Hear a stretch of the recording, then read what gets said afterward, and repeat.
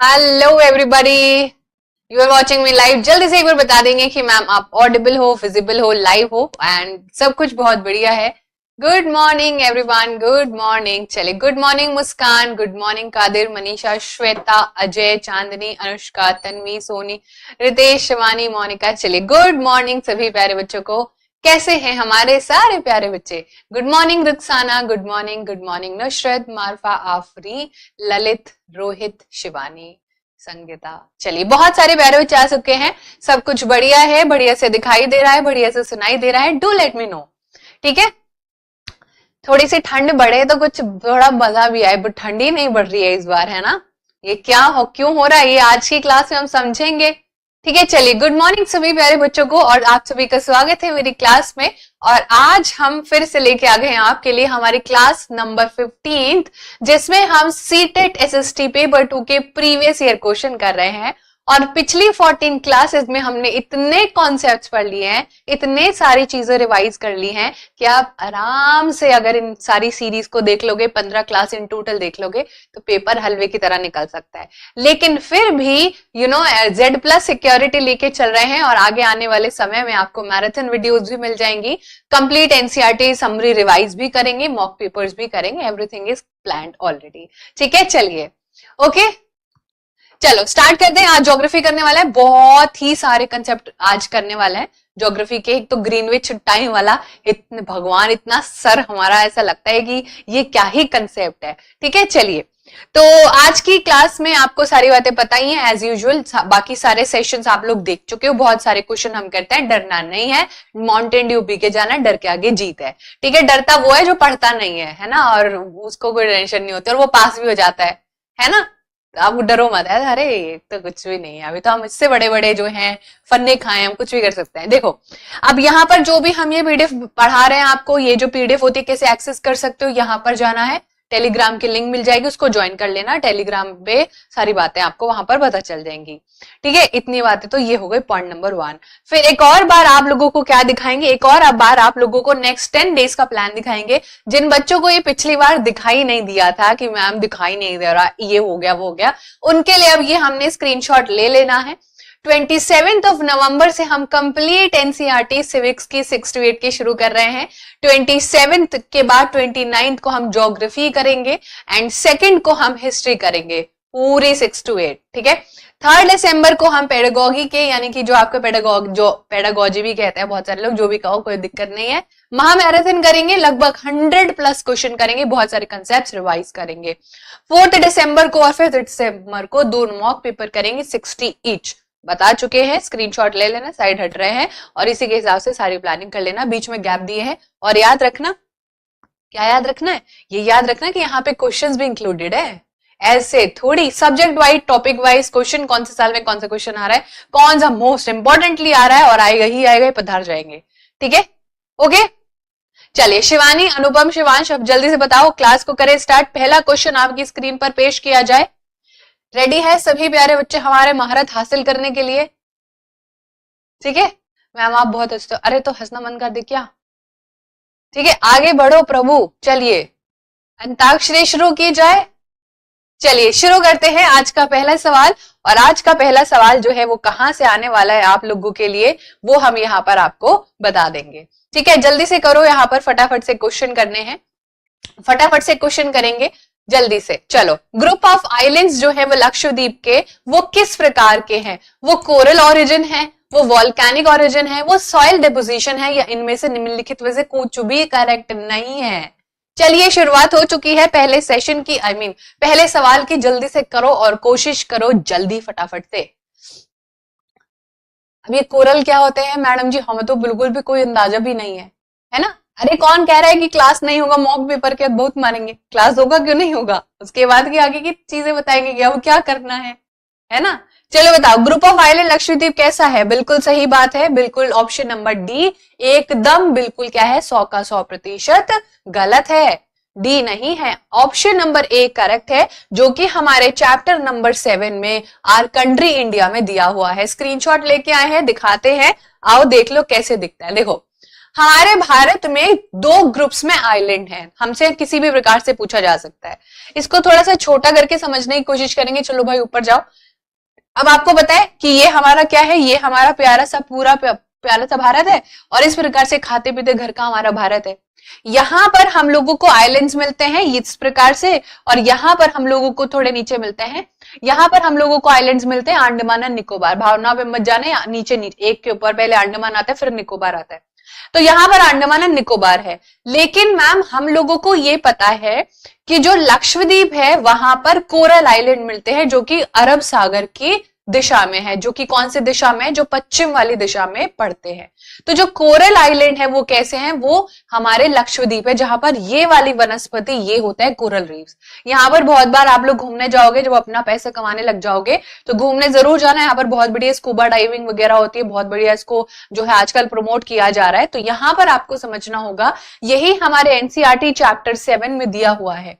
Chapter 7 है country, our country India.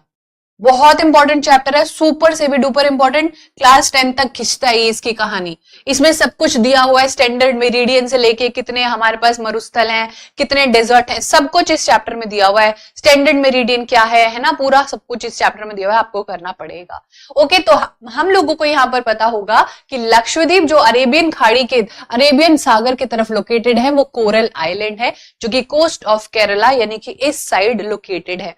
अब आप ये मुझे कौन बताएगा कि वॉल्केनिक ओरिजिन के कुछ पता है आपको, वो कौन सी चीजें हैं, यहां पर आप लोगों को समझना होगा कि वॉल्केनिक ओरिजिन ज्वालामुखी से उत्पन्न होने वाले क्या चीज है। बताओ जल्दी से बताओ फटाफट से। वो है इसी का ही ऑपोजिट, अंडमान एंड निकोबार। कल को, आज तो इसने हमसे ग्रुप ऑफ आइलैंड लक्षद्वीप के बारे में पूछ लिया, लेकिन कल को ये हमसे अंडमान के बारे में भी पूछ सकता है। तो जो अंडमान है वो हमारे वॉल्केनिक, जो ज्वालामुखी फटी और फिर मान लो कि जैसे ये पानी था, है ना, और पानी के नीचे मान लीजिए कोई चीज चल रही है ना, ध्यान से समझ रहे हो, और यहाँ पर एक तरीके से फटी और समय के साथ ये ठंडी हो गई और एक पठार बन गया और ये उठा हुआ आपको दिखेगा। तो ये है हमारा अंडमान एंड निकोबार। ठीक है, ये क्या है, अंडमान एंड निकोबार हमारा करेक्ट हो जाएगा। अब सॉइल डिपोजिशन का भी बताओ, जल्दी से बताओ सॉइल डिपोजिशन का। क्या मृदा का जो डिपोजिशन हो रहा है, क्या हम रेगिस्तान कह सकते हैं? Absolutely yes. जो हमारे डेजर्ट एरिया होते हैं वो सॉइल डिपोजिशन का ही क्या है, हवा चल रही थी और वहां पर मिट्टी समय के साथ डिपॉजिट होती गई। ऐसा नहीं कि तुम सो रहे थे, सुबह उठा तो मिट्टी डिपॉजिट हो गई, वो उसके लिए बहुत सारे साल लगते हैं। लेकिन जैसे मान लो तुम घर बंद करके कहीं चले जाओ, किसी की शादी वादी में चले जाओ, घूमने फिरने चले जाओ, है ना, और फिर वापस आओ तो थोड़ी मोटी धूल आपको अपने टेबल पे अपने घर में दिख जाएगी, है ना, फिर तुम उसकी साफ सफाई कर लोगे। लेकिन अगर बहुत लंबे समय हो जाए, तो 3 सदियां बीत जाए, ऐसे 1000 करोड़ साल बीत जाए, तो बहुत सारी मिट्टी हो जाएगी, राइट। तो it is the longest period of time. तो ये हमने बहुत डिटेल में सवाल कर लिया। अब कुछ भी तरीके का सवाल चाहे कैसे भी फेंक के मार देना। अगला सवाल करते हैं, जल्दी से करो फटाफट से। रिवर्स सिस्टम इतने अच्छे से समझा है कि सवाल नहीं रुकना चाहिए, ठीक है। आनंद मिश्रा पढ़ लो बेटा, जल्दी से आंसर बताओ फटाफट से, जल्दी से। Which of the following river fall into the bay of Bengal? निम्नलिखित में से कौन सी नदियां बंगाल की खाड़ी में गिरती है? गंगा, ब्रह्मपुत्र, हाँ हम तीनों देखेंगे और ऑप्शन ए लगा के भग के आगे चलेंगे, नहीं, पूरा सवाल पढ़ना पड़ेगा, ठीक है। महानदी, कृष्णा, कावेरी, लूनी, नर्मदा, तापी, या बोथ ए एंड बी? अब जिस बच्चे ने आधा ही सवाल पढ़ा जल्दबाजी में, वो उसकी तो जो है अभी अभी डिबिया सी डूब जाती। पूरा सवाल पढ़ना है और आपने बताना है, कुछ भी तो याद नहीं करना। इसमें 2-3 रिवर हैं, वो बस याद करनी है। बाकी तो अब देखो, अगर मैं तुम्हें ये बता दूं कि 4 बच्चे इधर से निकल गए और 600 बच्चे थे क्लास में, सिर्फ 4 बच्चे इधर से निकले हैं ना, बाकी 556 ही तो बैठेंगे। 400 बोला कि 600 बोला मैंने, ठीक है, 556 उधर से निकलेंगे। तो 4 रिवर याद कर लो कि ये 4 रिवर जो है वो बंगाल की खाड़ी में नहीं गिरती है। बाकी कुछ भी नाम ले आओ, सब बंगाल की खाड़ी में गिरती है। तो ऑप्शन नंबर डी हो जाएगा, ठीक है, ऑप्शन नंबर डी हमारा हो जाएगा। ध्यान से करते हैं एक और बार इस सवाल को। इस सवाल को हम एक और बार करेंगे और यहाँ पर आपको पता है ये है हमारा खाता पीता भारत और यहाँ पर है बंगाल की खाड़ी और इधर है अरब सागर, इधर है हमारा अरेबियन सी, मैंने शॉर्ट फॉर्म में लिखा है ना, इसको मतलब समझ लेना, अजय सिंह की बात हो रही नहीं, ये अरब सागर है यहाँ पर जिसको हमने शॉर्ट फॉर्म में लिखा है। और यहाँ पर है बी ऑफ बी यानी कि बैंक ऑफ बड़ौदा नहीं, बे ऑफ बंगाल। ओके, तो अब देखो यहाँ पर कितनी नदियां जो गिरती हैं, जो रिफ्ट वैली बनाती है, जिनमें फॉल्ट्स है। फॉल्ट्स क्या होता है कि इसमें कोई कमी है, नहीं नहीं, ये अपना रास्ता बदल लेती है, कम पानी हो जाता है इनका। तो तापी, लूनी और नर्मदा जो है यहाँ पर, वही ऐसे रिवर है जो बंगाल की खाड़ी में नहीं गिरती है। तो वो कहाँ गिरती है? अरब सागर में गिरती है और वो एस्चुरी बनाती है। बाकी ऊपर वाली ऑप्शन नंबर ए और बी सब कोई कहाँ गिरता है? यहाँ पर। इस प्रकार से यहाँ पर ये सारी गिरती है। ठीक है, कोई दिक्कत, कोई परेशानी?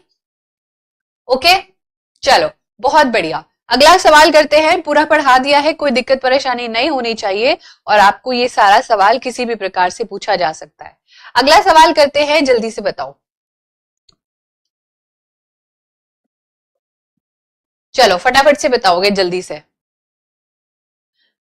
लास्ट में करेंगे बातें सारी।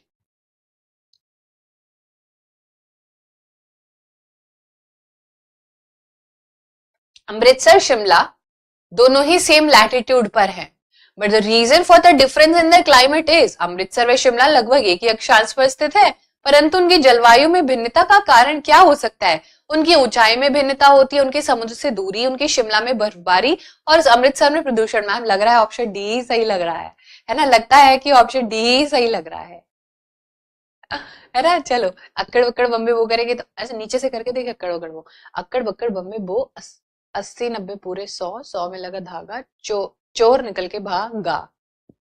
नीचे से करे तो वो आंसर तो सही आ गया। चलो करते हैं इसको। देखो, अगर मैं आपको बोलूं कि मैम सेम लैटिट्यूड का मतलब क्या है ना? अगर हम इसको सेम लैटिट्यूड को समझने की कोशिश करें, तो अगर मैंने तुम्हारे लिए यहाँ पर ये बना दिया, ये क्या है? ये हमारा वर्ल्ड है। लैटिट्यूड मतलब क्या होता है? जल्दी से बताओ मैम। जो लेटी हुई लाइन होती है वो लैटिट्यूड होती है। अगर कोई भी चीज दो ही लैटिट्यूड पर है, यहाँ पर और यहाँ पर, और दोनों का टेम्परेचर अलग क्यों है फिर? वैसे अगर तुम अमृतसर और शिमला को देखोगे तो अमृतसर और जो है आगे बढ़ता है, शिमला पहले आ जाता है। मतलब मैप पे कुछ इस प्रकार दिखाई देगा। अगर आप मतलब इसको इस प्रकार से बना के समझने की कोशिश करोगे ना, तो अमृतसर इधर आएगा और शिमला इधर आएगा। लेकिन आपको ये समझना होगा कि अगर सवाल में बोला है कि दोनों एक ही लैटिट्यूड पर बैठे हैं, फिर भी शिमला में बहुत ठंडा है, ऐसा क्यों हो रहा है? वो इसलिए हो रहा है क्योंकि मान लीजिए जमीन का टुकड़ा है और तुम भी यहां पर बैठे हो, लेकिन तुम्हारा दोस्त पहाड़ी पर चला गया और पहाड़ी के ऊपर से तुम्हें देख रहा है। तो हमें पता है कि मैम जब जब एल्टीट्यूड बढ़ता है, एल्टीट्यूड बोले तो हाइट, और जब जब एल्टीट्यूड बढ़ेगा तब तब हमारा टेम्परेचर बढ़ेगा, सॉरी घटेगा, डिक्रीज हो जाएगा, ठंडी बढ़ेगी। बताओ समझ में? अब बताओ आंसर क्या होगा? अब तो बता दिया मैंने तुम्हें, फिजिकली भी समझा दिया। अभी तुम्हारा दोस्त ऊंचाई पे बैठा है और बोल रहा है कि भैया 6-7 कंबल ले आना, क्योंकि तुम अमृतसर में बैठ के इतना ठंड नहीं लग रहा जितना कि मैं शिमला में बैठ के ठिठुर गया हूं। तो आपने पता है कि वो हाइट पर बैठा है, क्योंकि शिमला की जो फिजियोग्राफी उधर पहाड़ है और वो हमें एकदम बादल के पास ले जाते हैं। तो हमारे को देखना होगा, हमारा आंसर होगा डिफरेंस इन देयर हाइट, उनकी ऊंचाई में जो भिन्नता है उसके लिए। जैसे मान लो कि दो दोस्त है ना, और हम जो है दो बेस्ट फ्रेंड है, और एक बेस्ट फ्रेंड हाइट में थोड़ा कम है और एक बहुत ही लंबा है। तो छोटे वाले को नहीं दिख रहा होगा कुछ, और बड़े वाला उसको सब कुछ बता देगा, देख भाई ऐसे ऐसे बहुत लोग हैं, लड़ाई हो रही है और एक दूसरे को कोई कूट रहा है। तो ये बातें वो अपने दोस्त को बता देगा। तो किसमें डिफरेंस है? ऑब्वियसली ऊंचाई, उसकी क्या बढ़ गई है? हाइट बढ़ गई है। ठीक है, अब सेम लैटिट्यूड पर है तो डिस्टेंस फ्रॉम द सी भी तो सेम ही होगा ना, समझ रहे हो? यहां से देखो ना, डिस्टेंस तो सी, अगर समुद्र यहाँ पर है तो दोनों का डिस्टेंस इसलिए भी नहीं होगा। ठीक है, चलो अब स्नोफॉल हो रही है तो भैया यहीं पर सारी बर्फबारी हो गई है ना। चलो अगला क्वेश्चन करते हैं। ये क्वेश्चन करो, मस्त सुंदर क्वेश्चन है बहुत ही। ये हमने करा है शायद पहले, करा होगा तो अच्छी बात है, अच्छी बात है ना, रिवाइज हो जाएगा। क्योंकि कल को क्या बताइए किस भाषा में पूछ ले वाला। तो मैं पहली क्लास में बोला था कि सीटेट वाले के पास कुछ खास बचा नहीं है, वो भाषा के साथ एकदम उसकी पूरी तह तक जा रहे हैं भाषा की, है ना। चलो करते हैं। ठीक है, तो इसका क्वेश्चन पूछ रहा है, मॉनसून के बारे में सवाल है। India receive maximum rainfall mainly from, Bharat में सर्वाधिक जो वर्षा होती है, यानी कि मेरी बात नहीं हो रही है, मुख्यतः कैसे प्राप्त होती है? बताओ, क्या वो उत्तर पूर्वी मानसून से होती है? क्या वो वापस जाने वाले मानसून से होती है? क्या वो दक्षिण पश्चिम मानसून से होती है? या फिर वो कन्वेक्टिव रेनफॉल होती है जो पहाड़ों से, माउंटेन से टकरा के होती है? ठीक है, चलो अब बात करते हैं, इस पूरे कंसेप्ट को पहले समझेंगे। ये कंसेप्ट हम आपको ऐसा समझाएंगे कि अब आपका इस टॉपिक से कोई भी सवाल नहीं रुकेगा, पूरे मॉनसून को ही समझ लेंगे। मॉनसून जो शब्द है वो अरब लोगों ने हमें दिया, जिसका मतलब था मौसम। फिर हमने कहा भारत का मौसम बड़ा बढ़िया है, तो हमने उसको मौसम कहना शुरू कर दिया, जो मौसमों को हिसाब से बदलता है। लेकिन अगर हम थोड़े ध्यान से चीजों को समझेंगे ना, तो हमें और चीजें समझ में आएंगी। देखो ध्यान से सुन लेना, ओके। ये क्या है? ये है हमारा भारत। बहुत बढ़िया से समझाएंगे, फुल डिटेल में समझाएंगे। और ये हमारा जो प्यारा सा भारत है, आपको तो पता ही है सारी बातें। हिमालयास कहां पर है? अब हम इस पे हिमालयास क्यों पढ़ रहे हैं? अरे बताएंगे सब कुछ। हिमालयास हमारे एक प्रकार से, हम यहाँ पर अगर अपने हिमालयास बना रहे हैं, ठीक है, जो कि हम लोग यहाँ पर देखते हैं, इस प्रकार से हमारे हिमालयास है। इसका मॉनसून से क्या लेना देना?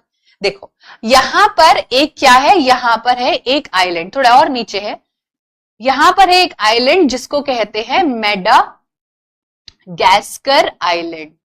ये क्या करता है? आइलैंड क्या होता है? जो चारों तरफ पानी से घिरा हुआ है। अब इस आइलैंड पर कुछ हवाएं ऊपर उठती हैं। आपको पता है ना कि सारी जो इवेपोरेशन होता है पूरा वही प्रोसीजर होता है। यहां पर उठने वाली जो हवाएं, ध्यान से सुन लो ना, बहुत इंपॉर्टेंट कंसेप्ट है, यहां से हजारों सवाल निकाल सकते हो, हजारों। ठीक है, अब इस पूरे आइलैंड से ऊपर हवा उठेगी, क्योंकि ऊपर उठती है हवाएं, ठीक है, ऊपर उठती है, हमें नहीं दिखती है, और जब वो ऊपर उठती है तो वो बादल बनाती है। समझ में आया? और उस समय भारत में पड़ रही होती है भीषण गर्मी, और जो हवाएं होती, जो ठंडी हाई प्रेशर, वो हमेशा लो प्रेशर की तरफ अट्रैक्ट होता है। तो धीरे धीरे समय के साथ दिन बीतते जाएंगे और ये बादल भारत की तरफ मूव करने लगेंगे। ये इस प्रकार से भारत की, थोड़ा ये नीचे होना चाहिए था क्योंकि ऊपर की तरफ उठते हैं, ठीक है, तो बाकी तुम समझ ही गए होंगे। तो यहां पर जब ये भारत से टकराएंगे तो भारत में बारिश करते हैं। इसी को ही हम क्या कहते हैं? इसी को ही हमारे सवाल का जो सही जवाब है वही कहते हैं, क्योंकि मैम ये दक्षिण और पश्चिमी दिशा से आने वाला मॉनसून है। इसी को ही हम भारत का साउथ वेस्ट मॉनसून कहते हैं, राइट। तो यहां पर आप लोगों को देखना होगा, इसी को ही हम लोग साउथ और वेस्ट, दक्षिण और पश्चिमी दिशा से आने वाली हवाएं जो भारत में बारिश करती है, इसी को ही हम साउथ वेस्ट मॉनसून कहते हैं, जो जून के पहले हफ्ते में केरला में बारिश कर देते हैं। फिर आप बोलोगे कि अच्छा उसके बाद यही हवाएं भारत के इन हिस्सों में जाने लगती है और फिर पूरे भारत में बारिश करती है। पूरे भारत में इस प्रकार से यहाँ पर बारिश हो जाती है। कंसेप्ट समझ में आया? दिशा है इसलिए इसका नाम साउथ वेस्ट मॉनसून रखा है। नीचे से है और पश्चिमी दिशा में है, ये तो आपको पता है ना सारी की सारी चीजें। एग्जैक्टली देखो, ये होती है हमारी डायरेक्शन, ये नॉर्थ हो गया, ये साउथ हो गया, ये ईस्ट हो गया और ये वेस्ट हो गया। हवा तो इस डायरेक्शन से आ रही है ना, तो इसको क्या कहते हैं? आधा वेस्ट ले लेंगे, आधा साउथ ले लेंगे, इसको क्या बोलेंगे? साउथ वेस्ट बोलेंगे। समझ में आया? बताओ। और फिर ये जब भारत की तरफ बढ़ेंगी, अब आप बोलोगे कि मैम ये भारत की तरफ क्यों बढ़ रही है, ये किसी और दिशा में क्यों नहीं जा रही है? इसके पीछे भी एक बहुत भयंकर कंसेप्ट है। ध्यान से सुनो, अगर ये हमारी विश्व है, अगर ये हमारा विश्व है और विश्व को दो हिस्सों में बांटने वाली लाइन को इक्वेटर कहते हैं, और हमारा जो अर्थ है वो इस डायरेक्शन में घूम रहा है, यानी कि यूं घूम रहा है, ऐसे नहीं घूम रहा है, ऐसे घूम रहा है। और यहां पर जो हवाएं हैं, मान लो तुम्हारा दोस्त यहां पर खड़ा है ना कोई, ठीक है, और वो तुम यहां पर खड़े हो और वो तुम्हें कुछ देना चाहता है, तो वो सीधे नहीं गिरेगी, वो हमेशा अलग डायरेक्शंस में जाएगी। अब आप बोलोगे कि क्यों? क्योंकि बेटा अर्थ घूम रहा है, हर 4 मिनट में 1 डिग्री घूम जाता है अर्थ, राइट। तो ये बातें आपको समझनी होंगी। और जब भी हमारी जो हवाएं हैं, इसीलिए वो भारत की तरफ रुख मोड़ लेती है, और इस फोर्स को कहा जाता है कोरियोलिसिस फोर्स। कौन सा फोर्स कहा जाता है? It is called as Coriolis force. कल को क्लास में आ सकता है, सॉरी पेपर में आ सकता है, आपको पता होना चाहिए। अगर आपसे कोई पूछे कि हवाएं भारत की तरफ ही क्यों आ रही हैं, एंड दैट इज कोरियोलिसिस फोर्स, एक ऐसा आकर्षण जो कि कोरियोलिसिस फोर्स की वजह से यहाँ पर भारत पे एंटर करता है। ठीक है, जल्दी से बताओ कौन सा फोर्स कहते हैं? कोरियोलिसिस फोर्स। यही होता है जब आपकी जो हवाएं हैं वो भारत के तरफ अपना रुख मोड़ ले, क्योंकि because of the direction of earth movement वो उसी तरफ जाएंगे। ठीक है ना? बहुत बढ़िया। अब ध्यान से सुनो ये पूरी बातें। अब आप बोलोगे कि मैम भारत में सबसे ज्यादा, लगभग 86% जो है 84 से 86% फ्लक्चुएट होती है भारत में, यही होती है मेन वर्षा का कारण। बात समझ में आई कि नहीं? कोई भी एक भी दिक्कत परेशानी? फिर से समझा रहा है, यहां से बादल बने क्योंकि यहाँ पर हाई प्रेशर था, हाई प्रेशर ऊपर उठता है, बादलों से मुलाकात होती है, पानी वो लेके चल पड़ते हैं। जब उनकी गर्म जगहों से भारत में जब भीषण गर्मी पड़ रही है, भारत का जो जमीनी हिस्सा एकदम तड़प रहा है गर्मी से और उसको बारिश की राहत चाहिए, और आपने देखा होगा ना कि बारिश अब होगी, न्यूज में चलता रहता है, तो फिर ये भारत में बारिश करते हैं, आधा हिस्सा यहीं पर बारिश हो जाती है, आधा हिस्सा इस प्रकार से भारत में एंट्री कर जाता है। ठीक है, तो यहां पर आपको देखना होगा, तो हमारे सवाल का जवाब क्या होगा? नॉर्थ ईस्ट मानसून नहीं होगा, हमारा जो है विड्रॉइंग मानसून नहीं होगा, कन्वेक्टिव नहीं हो सकता, क्योंकि कन्वेक्टिव होता है माउंटेन से टकरा के होने वाली जो कन्वेंशनल रेनफॉल होती है। ठीक है, ये हमारा हो नहीं सकता, ऑप्शन सी सही होगा। लेकिन दोनों भी तो पढ़ने पड़ेंगे ना। अब होता ये है, ध्यान से सुनना, अब होता ये है कि जो भी यहाँ पर बारिश होती है, ये जो नॉर्थ ईस्ट में बारिश होती है, जाते हुए मानसून करता है। कौन सा मानसून करता है? जिसको हम विड्रॉइंग मानसून कहते हैं, लगभग अक्टूबर में ये वापस जाता है। वो वाली जो कहावत होती है ना, जो आया है वो जाएगा, वो यहाँ पर भी आपको देखने को मिलेगी कि ये जो हवाएं अभी आई थी ना, ये वापस भी विड्रॉ करती है, और जब ये वापस विड्रॉ करती है तो तमिलनाडु में सबसे ज्यादा बारिश करती है। तो क्या साउथ वेस्ट मानसून तमिलनाडु में बारिश नहीं करता? नहीं करता। याद रखना, तमिलनाडु में बारिश होती है जाते हुए मानसून की वजह से, जिसको हम विंटर रेन भी कहते हैं। याद रखना, बहुत जरूरी कंसेप्ट है। लगभग अक्टूबर तक ये हमारे देश से एग्जिट कर लेता है जाते हुए। जून पहले हफ्ते में केरला के तट को छू लेता है, और अक्टूबर में इसको रिट्रीटिंग मानसून भी कहते हैं एज पर आर एनसीईआरटी। लगभग नवंबर और दिसंबर में ये तमिलनाडु में बारिश करता है। ठीक है, बहुत जरूरी है, चेरी ब्लॉसम्स वगैरह ये सारे कंसेप्ट हमें रखने होंगे याद। ठीक है, तो ये दोनों हमारा हो गया। तो जो भी वर्षा जो होगी, जो नॉर्थ ईस्ट में मानसून करेगी, और जो विड्रॉइंग होगी, यानी कि इसको रिट्रीटिंग भी कहते हैं। कल को अगर एनसीईआरटी वालों ने तुमको रिट्रीट लिख दिया, तो याद रखना, रिट्रीट का मतलब भी वापस ही होता है, जो कुछ चीज वापस जा रही हो, तो इसको रिट्रीटिंग मानसून भी कहते हैं। ठीक है, चलिए, बहुत ही बढ़िया। अभी जैसे भारत में अगर आप देखोगे ना, तो तमिलनाडु के हिस्से में जाते ही वर्षा हो रही होगी, यानी कि विंटर रेनफॉल हो रही होगी। ठीक है सीमा बेटा, बहुत बढ़िया। तो बहुत बढ़िया से समझा दिया है, कोरिलेसिस फोर्स पढ़ा दिया। एक और चीज हमें देखनी थी, और वो ये थी कि कुछ बारिश हमारे हिस्सों में होती है, पंजाब में भी आपने बर्फबारी देखी होगी, तो वो भी याद रखना। यहां पर एक मेडिटेरियन सी है, ठीक है, यहां पर एक मेडिटेरियन सी है, मेडिटेरेनियन सी, जो भारत में बहुत ज्यादा डिस्टरबेंस क्रिएट करता है, इसको वेस्टर्न डिस्टरबेंस कहते हैं।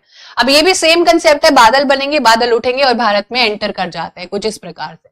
और यहाँ पर जो है पंजाब, शिमला, हिमाचल, इन जगहों पर, उत्तराखंड में बहुत ज्यादा बारिश होती है, बादल फट भी जाते हैं, इवन इतनी बारिश हो जाती है। इसको वेस्टर्न डिस्टर्बेंस कहते हैं। क्या कहते हैं? Western disturbance. तो अगर आपसे कोई पूछे कि वेस्टर्न डिस्टर्बेंस किसका फिनोमिना है, मेडिटेरियन सी का, ना कि मेडागास्कर का। मेडागास्कर नीचे है और मेडिटेरियन ऊपर है। ठीक है, ये भी आप लोगों को पता होना चाहिए, बहुत इंपॉर्टेंट है। ये भारत के नॉर्दर्न हिस्से में, उत्तरी भारत में बारिश करने वाला कंसेप्ट कौन सा है? उत्तरी भारत में बारिश करने वाला कंसेप्ट मेडिटेरियन से आने वाली हवाएं, जो अपने साथ भारी भारी भरकम पानी लेके आती है। पानी बरसना तो चाहता है पानी की फॉर्म में, लेकिन इतनी ठंडी है कि पानी जम जाता है। ठीक है, तो इसीलिए बहुत बार बारिश आपको उत्तरी भाग में भी बर्फबारी होते हुए नजर आएगी। ठीक है, तो ये हमारा पूरा कंसेप्ट। अब आप बोलोगे कि मैम ये इस साइड क्यों आ रहा है? क्योंकि ये कोरिलेसिस फोर्स, और इस साइड क्यों आ रहा है? इसका मतलब तो मैम भारत एक बहुत ही अद्भुत देश है। बिल्कुल भाई, हमारे जैसा तो कोई लकी हो ही नहीं सकता जिसने भारत जैसे देश में पैदाइश ली हो। ठीक है, चलिए, बहुत बढ़िया। तो याद रखना, साउथ वेस्ट का लेना देना है मेडागास्कर से, कल को आपसे पूछ सकता है। कॉन्वेक्शन का लेना देना है माउंटेन से, मेडिटेरियन का है नॉर्दर्न इंडिया से। ठीक है, उत्तरी भारत से। अगला सवाल करते हैं, इतने डिटेल में पढ़ा दिया है कि मजा ही आ जाएगा। चलो अगला सवाल करते हैं फटाफट से। The largest flowing river of India is, Bharat की सबसे बड़ी प्रवाह नदी कौन सी है? महानदी, गोदावरी, गंगा या फिर नर्मदा? बताओ। बहुत ही बढ़िया एवरीवन। सो ये तो सबको पता ही है, गंगा हमारी क्या है? सबसे बड़ी लार्जेस्ट फ्लोइंग है। लेकिन इतना तो हमें सबको पता है, ये ऐसा सवाल है कि ये इजी वाले सेक्शन में आएगा, क्योंकि मैंने आपको पहले भी बताया है कि हमारा पूरा पेपर ही इजी, मॉडरेट और टफ में, ईएमटी में डिवाइड होता है। इजी निकाल दो, मॉडरेट निकाल दो, पेपर क्लियर। 60 आउट ऑफ 60 लेके आने के लिए टफ, यानी कि एनसीईआरटी फोकस रहना पड़ेगा। लेकिन अगर सिर्फ पेपर निकालना है, जो कि अभी आपका गोल होना चाहिए, do not get into details के, और भैया सब पढ़ देंगे है ना, पूरा जो किताब मिलेगी, जो पीडीएफ मिलेंगे सब लपेट देंगे, है ना। तो ऐसा बिल्कुल भी नहीं है। अभी इजी और मॉडरेट पर फोकस करो, और लगभग 40 से 45 मार्क्स आप आराम से स्कोर कर सकते हो इस पूरे सेक्शन के को करके आराम से। ये है इजी क्वेश्चन टाइप। लेकिन हम आपसे इतना तो पूछेंगे नहीं, हम आपसे पहले तो इसकी लेंथ पूछेंगे, भाई इसकी लंबाई बताओ कितनी है, जल्दी से बताओ। ठीक है, जल्दी से बताओ। मैम 14 दिसंबर को धुआं धुआं कर देंगे, नहीं नहीं, धुआं हुआ नहीं, आराम से पेपर दे के आएंगे। ठीक है, सो इट इज, अब ये बहुत सारा कंसेप्ट है, कहीं पर 2500 लिखा होता है, लेकिन the correct answer would be 25 ठीक है, 25 किलोमीटर इसकी लेंथ है। अब ये बताओ कि इस पूरे जो है दक्षिण गंगा किसको कहा जाता है, जल्दी से बताओ। इस पूरे के पूरे क्वेश्चन में बताओ दक्षिण गंगा किसको कहा जाता है, दक्षिण गंगा किसको कहा जाता है। प्रिया, शिवानी, शीतल, मेधा, गुरमीत, संजीव आंसर बताएंगे। दुर्गा, शालू, दिग्वेश, दशरथ आंसर बताओ बेटा। इट इज गोदावरी, जो हमारे बी ऑप्शन में लिखी हुई है। क्यों कहा जाता है गोदावरी को, गोदावरी को क्यों कहा जाता है दक्षिण गंगा, क्योंकि मैम ये पेनिनसुलर नदी है, और ये पेनिनसुलर जो हमारा सेक्शन है प्रणाली उसकी पहले नंबर की, और ये लगभग क्या है, इसको क्या कहा जाता है, दक्षिण गंगा, यानी कि दक्षिण भारत की गंगा कहा जाता है, क्योंकि इट इज लगभग क्लोज टू गंगा की लेंथ, जितना ड्रेनेज गंगा का है। और याद रखना हिमालयन रिवर में कौन कौन सी रिवर आती हैं, हिमालयन रिवर सिस्टम 3 रिवर आती है। ठीक है, कौन कौन सी, गंगे, ब्रह्मपुत्र और इंडस, इंडस, गंगा और ब्रह्मपुत्र। हिमालय की याद हो जाएंगी तो बाकी तो ऑटोमेटिकली याद हो जाएंगी ना, वो बाकी बची हुई पेनिनसुलर भारत की हैं, यानी कि प्रायद्वीपीय भारत की नदियां हैं। ठीक है, बस इतनी बातें याद रखनी। अब इनका नाम हिमालयस क्यों है, क्योंकि मैम ये हिमालयास से निकली हैं, और इनको क्या कहा जाता है, इनको पेरिनियल कहा जाता है। ऐसा नहीं है कि आपको किसी भी दिन ये सूखी हुई मिलेंगी, इनको पेरिनियल कहा जाता है। क्या कहा जाता है, पेरिनियल रिवर, सदाबहार बहने वाली नदियां। तो इनके अलावा जो नदियां हैं वो और बाकी सब सूख जाती है, वो जो रेन फेड होती है, जिनको वर्षा मिलेगी तो वो खुश रहेंगी, नहीं मिल, जैसे हम तुमको नहीं मिलेंगे तो तुम नाराज हो जाओगे, दुखी हो जाओगे, है ना। तो याद रखना, ये बर्फ पिघलता है, बर्फ नहीं पिघलता है, ग्लेशियर पिघलता है, और ये हमेशा चलते रहती है। ठीक है, तो याद रखना, ये जो है इस तरीके से आपको याद रखनी चीजें, बाकी भी पढ़ा देंगे जब पूरा रिविजन कराएंगे। अब ये बहुत सुंदर सवाल है, ये करते हैं, बहुत ही सुंदर सवाल, ये सवाल करो जल्दी से अब फटाफट से।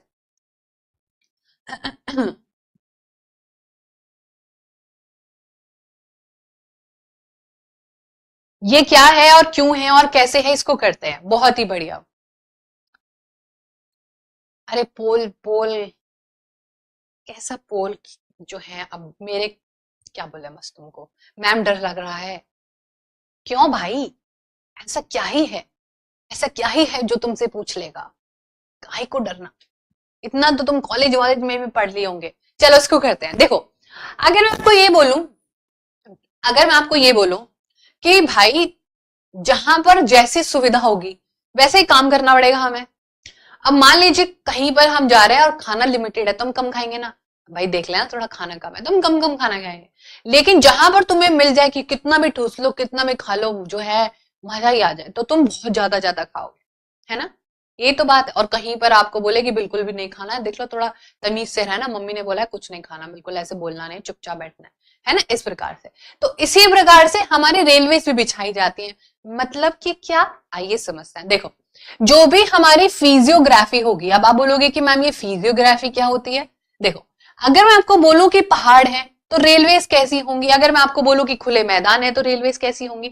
तो जो फिजियोग्राफी होती है, जो भी वहां की अपनी एक फीचर है, तो वो उस हिसाब से वहां पर रेलवे भी बिछाई जाती है। अब मान लीजिए बहुत ही बड़ी सी सड़क है और बहुत ही लंबी सी जगह है, तो हम जो रेलवे ट्रैक्स होंगे कैसे बिछाएंगे, एकदम बढ़िया बढ़िया बिछाएंगे, एकदम फुल डिस्टेंस लेके बिछाएंगे। लेकिन मैम कुछ ऐसी भी तो जगह होती है जो बहुत नैरो होती है, तो वहां पर पतली रेलवे की लाइन बिछाएंगे। और जो ये रेलवे की लाइन होती है, इन्हीं को ही हम गॉग बोलते हैं। क्या बोलते हैं, रेलवे लाइन बोलते हैं। तो ये हमने 3 कैटेगरी में डिवाइड करी है। क्या करिए, 3 कैटेगरी में। फिजियोग्राफी के हिसाब से पहाड़ों में नहीं बिछाई जा सकती रेल। देखा है तुमने कि भाई राजधानी एक्सप्रेस चल रही है ना, कौन सी है हमारी फास्टेस्ट ट्रेन, वो चल रही है, हमारे पहाड़ों में नहीं चलती है ना। अब वो टेक्नोलॉजी के हिसाब से करी जा रही है, लेकिन फिर भी आपको देखने को मिलेगा जो नैरो रास्ते होते हैं वहां पर गुफाएं बना बना के, अब ऐसा तो नहीं गुफाएं खोद रहे हैं पूरी की पूरी। तो ये हम लोग अपने जो ब्रॉड लाइन होती है, जो हमारे रेलवे के क्या होते हैं, जो हमारे रेलवे गॉग्स होते हैं, उसको हम 3 कैटेगरी में डिवाइड करते हैं। कुछ भी नहीं होता है, ये कौन सी होती है, ये बड़ी लाइन छोटी लाइन के 3 कैटेगरी में। कौन कौन सी, चलिए आइए रिवाइज करते हैं, इनका सब तीनों का पता होना चाहिए। सबसे पहले आता है ब्रॉड लाइन, जो कि हमारे सवाल का जवाब भी हो जाएगा, यानी कि बड़ी लाइन। दूसरे नंबर पर आता है मीटर लाइन, जो कि ओके ओके होती है। अब मीटर लाइन का डिस्टेंस ही कितना होता है, 1 मीटर, यानी कि कितना डिस्टेंस होगा, 1 मीटर, लेकिन हमको तो फीट में दिया हुआ है ना आंसर, जवाब, ठीक है। तो यहां पर आपको देखना, और जो लास्ट होती है वो होती है नैरो, एकदम पतली लाइन। तो ब्रॉड कहां मिलेगी मैम, बिहार में मिलेगी, उत्तर प्रदेश में मिलेगी। नैरो कहां पर मिलेगी मैम, वेस्टर्न घाट की गुफाओं में मिलेगी, है ना, बहुत ही बढ़िया। तो इस प्रकार से 3 कैटेगरी में हमारी रेलवेज बिछाई जाती हैं, ठीक है। ये मैम ये क्वेश्चन आरआरबी में भी आया, बहुत ही बढ़िया, ठीक है। तो ये जो डिस्टेंस होता है ट्रैक्स के बीच में कैसे होता है, ब्रॉड लाइन, मीटर लाइन और नैरो लाइन। अब एक सवाल तो हमें याद करना है, और वो ये है कि मीटर लाइन यानी कि जो नॉर्मल है वो 1 मीटर का डिस्टेंस है, जो भारत में आपको देखने को मिल जाएगी। जो ब्रॉड होती है, जिसमें बहुत बढ़िया आपको देखने को मिलेगा, उसके बीच में डिस्टेंस होता है 5.5 फीट का। कितना डिस्टेंस होता है, 5.5 फीट का। अब जल्दी से बताओ, किसी बच्चे को पता है कि नैरो लाइन में कितना डिस्टेंस होता है?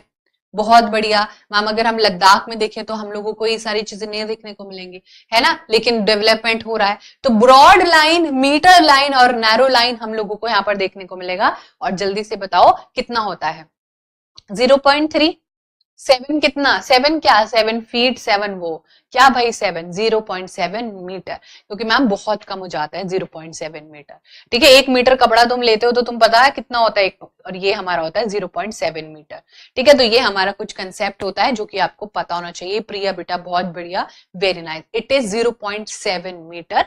फिर ऊपर बढ़ेंगे तो 1 मीटर, और फिर ये फीट में दिया हुआ है, ठीक है। आज का होमवर्क है कि फीट को आप जो है मीटर में कन्वर्ट करना, ठीक है, ओके।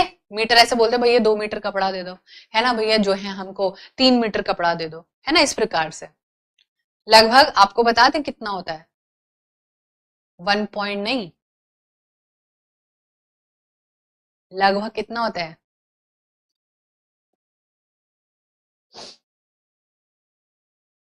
इसका फॉर्मूला होता है, ठीक है, very good Anshu, very good. इसका फॉर्मूला होता है, और वो हमारा कितना होता है, 1.6 मीटर, ठीक है। अगर हम फीट को करेंगे तो वो कितना होगा हमारा, 1.6 मीटर होता है फीट में अगर करेंगे। तो कल को ये आपको फीट में भी पूछ सकता है कि भैया फीट में भी बताओ, मीटर में भी बताओ, तो चारों बताना, 6 के 6 बताना चाहिए, ठीक है। तो हमारा इसका आंसर क्या होगा, ब्रॉड, क्योंकि हमसे पूछा है ब्रॉड लाइन, तो ब्रॉड लाइन 5.5 फीट, ठीक है। चलिए, ये कितना है, 1.6 मीटर, 5.5 फीट का एक ही बात होती है, बस वैल्यू बदल गई है।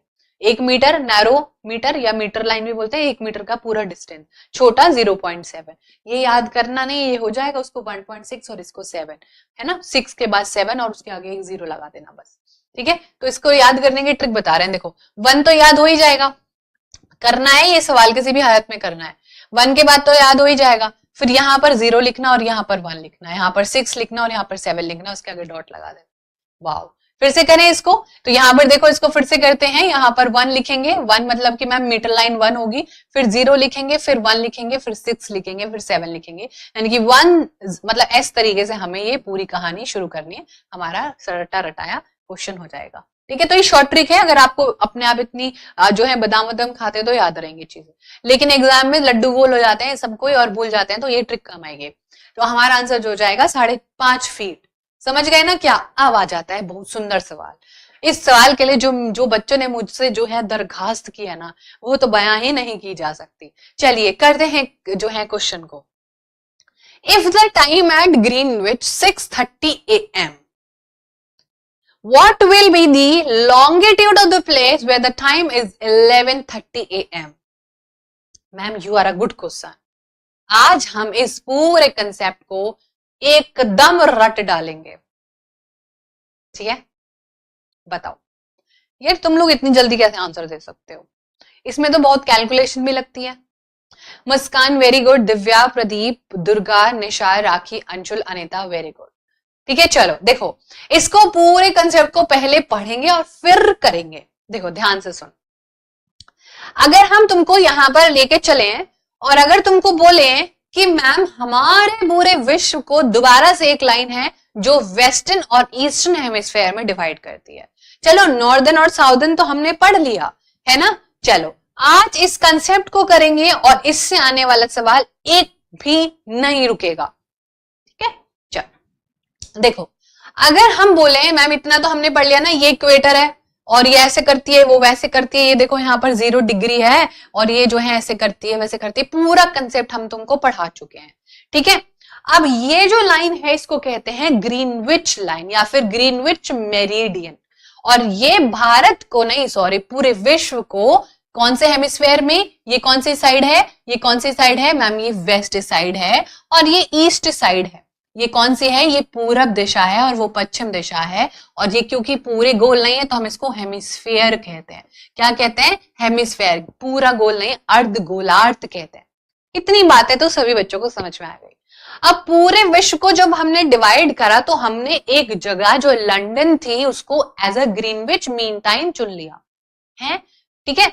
हाँ यही, अगर हम आपको बोले कि इस प्रकार से हमने इस लाइन को जो है चुन लिया है कि ये पूरे दुनिया का टाइम बताएगी, और अगर हम अपने भारत को देखें इस प्रकार से और इसका टाइम देखें तो इसमें डिस्टेंस होता है, अगर आप मान लो यहां से चले और यहां पर 1 मिनट में तो पहुंच नहीं जाओगे, कितना डिफरेंस होगा इसमें और इसमें, 5.5 घंटे का डिफरेंस है, यानी कि समय 5.5 घंटे आगे चलेगा। आगे क्यों चलेगा, क्योंकि हमारे पूरे विश्व की दिशा इस साइड घूम रही है, ये तो पता है ना, उस साइड को घूमती तो समय उस साइड चला जाता, भाई 5:30 बज गए, 6:30, 7, 8, 9, 10, इतना समझ में आया।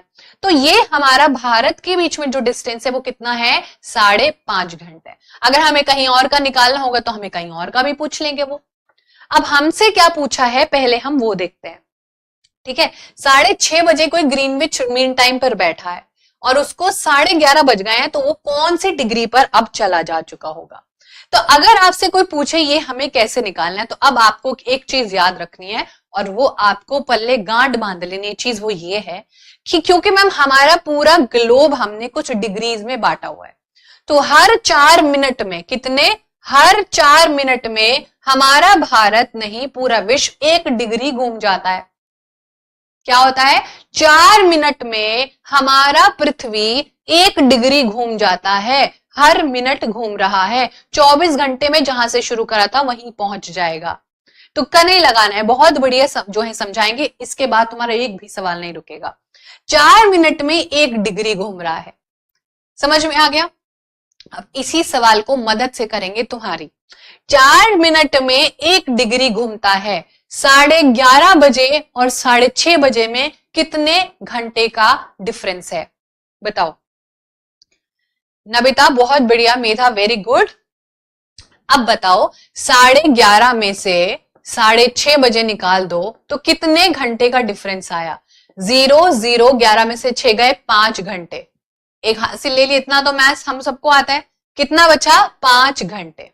अब 5 घंटे है ना, लेकिन हमको तो मैम मिनट का हिसाब आता है, तो 5 घंटे को हम क्या करेंगे, 60 से मल्टीप्लाई करेंगे। 60 क्या है, मिनट है, मिनट में कन्वर्ट करना है, 300 आ गया, ठीक है। कितना आ गया, 300 आ गया, समझ में आया। अब इसी 300 को उसी 4 मिनट से डिवाइड, क्योंकि मिनट और आपको डिवाइड करनी पड़ेगी अब, है ना। अब बताओ 300 को हम 4 से अगर डिवाइड करेंगे तो आंसर कितना डिग्री आएगा,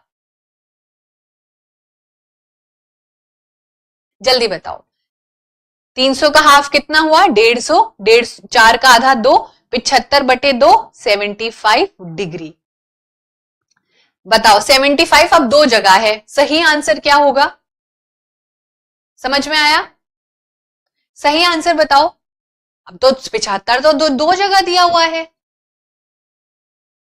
आंसर क्या होगा, आंसर ईस्ट होगा, because of the fact that ma'am हम लोग यहां पर क्या है, आगे बढ़ रहे हैं, वेस्ट टू ईस्ट बढ़ रहे हैं। अगर इसने हमें 6:30 के बजाय उल्टे जाने को बोला होता कि 6:30 बज रहे हैं तो कहीं पर 5:30, 4:30, रात के 1-2 भी बज रहे होंगे, ऐसे तो है नहीं, जो टाइम हमारे वहां हो रहा है वही सबके यहाँ हो रहा है। तो क्योंकि इस दिशा में प्लस हो रहा है और प्लस के अगर प्लस भी ना होता तो डायरेक्शन ही देखते कि अगर इस साइड हो रहा है तो प्लस होएगा, उस साइड जाएगा तो माइनस होएगा, ठीक है। क्योंकि भारत इस दिशा में है एक प्रकार से, अगर भारत उधर होता तो माइनस होता ना, कि जो ग्रीनविच पे टाइम हो रहा होगा उसमें से 5-5.5 घंटे निकाल दो, वो हमारा टाइम होगा। ठीक है, जल्दी से बताओ। तो यहां पर हम लोगों को देखना होगा, इस प्रकार से आपको देखना होगा। ठीक है, तो 1 degree is equal to 4 minute. हमको डिग्रीज निकालने, कल को हमें मिनट निकालने के लिए बोल सकता है, और जब हमें मिनट निकालने को बोलेगा तो हमें डिग्री से डिवाइड कर देना, वेरी सिंपल। ठीक है, तो ऑब्वियसली पूर्व में होगा और ये हमारा सही आंसर होगा। ठीक है, अब जल्दी से बताओ, इसी को ही हम तुम्हारा सवाल एक और देते हैं तुमको। ठीक है, एक सवाल करने को देते हैं। अगर मान लो कि तुम ग्रीनविच टाइम पे खड़े हो 6:30 बजे, ठीक है, 6:30 बजे, और यहां पर तुमको निकालना है कि 4:30 कहां पर बज रहे होंगे, सुबह के हैं ये, कौन से डिग्री पर 4:30 बज रहे होंगे, बताओ, करो जल्दी से। आ गया समझ में कंसेप्ट? नहीं रुकेगा, एक भी सवाल नहीं रुक ही नहीं सकता एक भी सवाल कंसेप्ट करने के बाद। जल्दी से करो।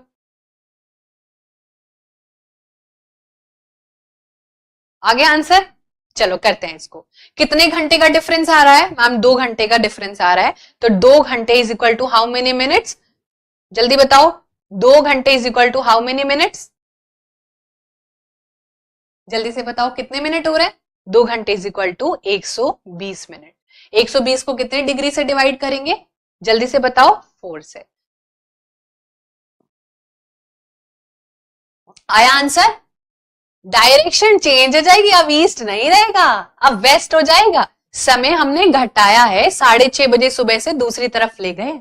अब देखो ना तुम खुद ही, अगर यहां पर सूर्य होगा तो दूसरी तरफ अंधेरा होगा ना, कम टाइम होगा। अब सूर्य जा रहा है उनके पास, है ना, मान लीजिए ये हमारा ग्लास है ना, ये हमारा ग्लास है। अभी सूर्य इधर है तो इधर अंधेरा होगा, इधर रात हो रही होगी। जब सूर्य इधर चल जाएगा तो इधर अंधेरा हो जाएगा। तो ये अब आप नहीं, जो है, रुक ही नहीं सकता कोई भी सवाल। ठीक है, अब आगे बढ़ते हैं फटाफट से बहुत सारी चीजें करनी है अभी, जल्दी से करो फटाफट से। बताओ, ये क्वेश्चन मैंने आपको कराया हुआ है, मतलब पूरा कंसेप्ट कराया हुआ है। चलो बताओ, कोई भी नेचुरल मास ऑफ मिनरल्स होता है, रॉक्स के बारे में सवाल है, करेक्ट सही ढूंढना है। शैल के बारे में दिए गए कथनों को पढ़िए और बताइए। शैल के दिए कथनों पर विचार कीजिए। पृथ्वी की प्रॉपर्टी बनाने वाला खनिज पदार्थ किसी भी प्राकृतिक पिंड को शैल कहते हैं। Any natural mass of mineral matter that makes up earth crust is called a rock. Igneous are formed from magma. जहां पर भी आग आएगी वहां पर मैग्मा आएगा, समझाया है तुम लोगों को। ठीक है, आग, मैग्मा और जो है लावा का बहुत बड़ा रिश्ता है, तीनों बहुत बढ़िया पक्के बेस्ट फ्रेंड है। डेक्कन प्लेट्यू ग्रेनाइट से बना हुआ है। अच्छा, हमें तो किसी ने बताया ही नहीं है। बताओ जल्दी से आंसर क्या होगा? आंसर आ भी चुका है सभी प्यारे बच्चों का, and that is option number A. Granite जो है का नहीं बना हुआ है, बसाल्ट का बना हुआ है। बसाल्ट यानी कि आग, काला है यहाँ पर सब कुछ, ब्लैक सॉइल की जो पूरा है, बसाल्टिक लावा। ठीक है, जो Deccan plateau is made up of basalt and not granite.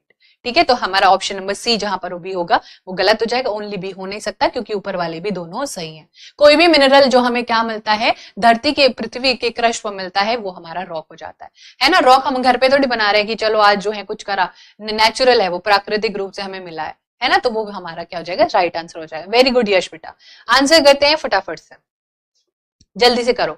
Which of the following is the correct about international date line? अंतरराष्ट्रीय तिथि रेखा के बारे में निम्न में से कौन सा कथन सही है? अंतरराष्ट्रीय तिथि रेखा एक सीधी रेखा है जो उत्तरी ध्रुव को दक्षिणी ध्रुव से जोड़ती है। हाँ, स्ट्रेट लाइन है, हमें तो नहीं पता था। अंतरराष्ट्रीय तिथि रेखा केवल जलीय भाग से होकर गुजरती है, ओनली थ्रू वाटर बॉडीज। अंतरराष्ट्रीय तिथि रेखा जलीय व स्थलीय दोनों भागों से होकर गुजरती है। अंतरराष्ट्रीय रेखा लगभग 100 डिग्री देशांतर का अनुसरण साथ साथ करती है, लॉन्गिट्यूड, वो भी 0 डिग्री। बताओ आंसर क्या होगा? दिखा देते हैं क्या होती है, आपको पता होना चाहिए। इंटरनेशनल डेट लाइन कुछ इस प्रकार से है, जो हमारे नॉर्थ पोल से लेके साउथ पोल तक और सिर्फ वाटर बॉडीज को ही टच करती है, वही हमारी इंटरनेशनल जो है डेट लाइन है, और इसका ऑप्शन नंबर बी बिल्कुल करेक्ट होगा। ऑप्शन नंबर बी इसका करेक्ट होगा। ये ऐसी लाइन है जो हमारे वाटर बॉडीज के थ्रू ही पास करती है, और ये हमें बहुत सारी चीजें, वेरी गुड एवरीवन, बहुत बढ़िया। सोनम, दुर्गा, प्रीति, वेरी गुड। चलिए अगला क्वेश्चन करते हैं, बहुत ही सुंदर, करो भाई जल्दी से, फटाफट से करो, बहुत बढ़िया। Choose the correct option based on the statement A and R, assertion and reason. आपको क्या करना है, मैंने आपको ट्रिक बताई है असर्शन रीजन करने की। आदेश बेटा बहुत बढ़िया, Rabina, Sheetal, very good. Now you have to remember this one thing कि आपने एक काम करना है, जब भी असर्शन रीजन का क्वेश्चन आए, जस्ट आपको जस्ट बिकॉज लगा देना है। क्या लगा देना है? Just because. जस्ट नहीं लगा ना, ओनली बिकॉज। तो अगर हम यहाँ पर बोले the water of the ocean, क्या बोले, जो समुद्री पानी है वो कैसा है, हमारा महासागर का जो जल है वो लावणीय खारा होता है, क्योंकि क्या करना है हमें, क्योंकि महासागर के जल में बड़ी मात्रा में घुले हुए लावण होते हैं, यानी कि सॉल्ट होता है। क्या ये दोनों का कोई रिश्ता है, क्या ये दोनों एक ही थाली के चट्टे बट्टे हैं, जल्दी से बताओ फटाफट से। दोनों सही हैं और करेक्ट है, दोनों सही है, लेकिन एक हमें इसकी करेक्ट नहीं लग रही, ए सही है, आर करेक्ट है, इनकरेक्ट है, बी हमें दोनों ही गलत लग रहा है। देखो अब देखो ध्यान से सुन लेना, जो भी हमारा वाटर होता है वो सॉल्टी होता है, क्योंकि मैम हम लोगों का जो वाटर है, पानी है, वो कहां से मिल रहा है, वो हमारी नदियों से ड्रेन हो रहा है। जितना भी जो पानी होता है, जो डेपोजिशन होता है, जो नमक होता है, क्योंकि उसकी डेंसिटी हैवी होती है तो नीचे बैठ जाता है। ऊपर से सारा का सारा जो पानी है वो डिजोल्व होता, मतलब पानी जो है, मिट्टी जो अपने साथ लेके जा रही है और नमक वहां पर डिपॉजिट कर रही है। और ऑब्वियसली उसका जो ओरिजिन है वो तो भैया हिमालय से हो नहीं रहा है, जहां पर एकदम ताजा ताजा पानी मिलेगा। तो याद रखना, एक प्रकार से आप लोगों को देखने को मिलेगा, जितनी भी रेनफॉल हो रही है, जितनी भी आपको रेनफॉल होते हुए नजर आ रही है, इनमें जितना भी डिजोल्व सॉल्ट होता है ये समुद्र के पानी में नीचे डिपॉजिट हो जाता है। और ये कहां पर डिपॉजिट होता है, काफी जाके बॉटम में आपको ये डिपॉजिट होते हुए दिखेंगी चीजें, ठीक है। ये हमारा खारा पानी होता है। फिर उसके बाद कोई नदी आ रही थी और नदी भी हमारे किससे मिल गई, पानी से मिल गई, और नदी के साथ भी बहुत सारे डिपॉजिट्स आए होंगे, जो भी पता है ना, कभी कभी तुम लोग जैसे चौक वॉक खा लेते हो, है ना, कभी कभी तुम लोग ऐसी चीजें को, जैसे मतलब बहुत लोगों को शौक होता है ऐसी चीजें खाने का, तो एक उसमें नमकीन टेस्ट आता है। अगर हम उसको पानी में घुलते रहेंगे तो वो नमकीन टेस्ट कहाँ जमा हो जाएगा, समुद्र में ही तो जमा हो जाएगा ना। वैसा तो है नहीं कि सारे लोग खाते हैं, कोई कोई लोग खाते हैं। तो जब जब चट्टानों से यहाँ पर टकराव होता है, हमारा ये जो पूरा का पूरा चीजें जा रही थी, तो इनमें हमको नमक का भी डिपोजिशन समुद्र के पानी में होते हुए नजर आता है, ठीक है। चलिए, सोडियम जिसको हम कहते हैं, NaCl जिसको हम कहते हैं, वो हमारा बिल्कुल करेक्ट है। दोनों ही रिश्ता इनका बहुत पक्का है और ये दोनों ही बहुत बढ़िया करेक्ट आंसर है, ठीक है ना। देखो बच्चे बता रहे भी रहे मैम हम खाते हैं। अब ये बहुत सुंदर है, जल्दी से बताओ, जल्दी से बताओ answer. The earth has been divided into 24 time zone of 1 hour each zone covers of dash longitude. You don't have to do anything. आपको 1 डिग्री पता है ना, 4 मिनट, बस उसको 1 घंटे में, उसका 1 घंटे का हिस्सा बता दो, कुछ भी नहीं करना है आप लोगों ने। आपको मैंने बोला 4 मिनट और 1 डिग्री का आपने याद रखना है, ठीक है।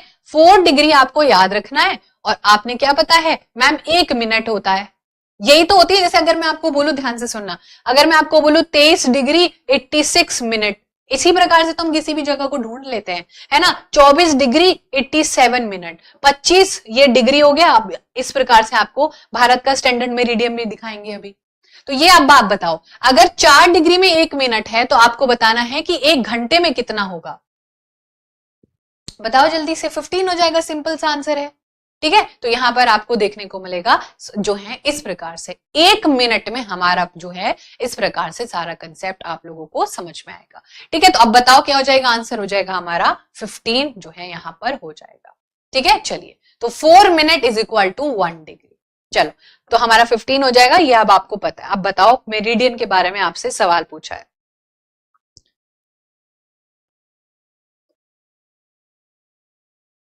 चलो जल्दी से बताएंगे फटाफट से, ठीक है। बताओ, मेरिडियन यानी कि जो हमारा जो मेरिडियन होता है वो लाइन ऑफ लॉन्गिट्यूड है, वो लॉन्ग्स होती हैं, ठीक है। बताओ, वो इक्वेटर के पैरेलल होती हैं या फिर वो सेमी सर्कल होती हैं, और distance between them decreases steadily towards pole until its become 0 at the poles. बताओ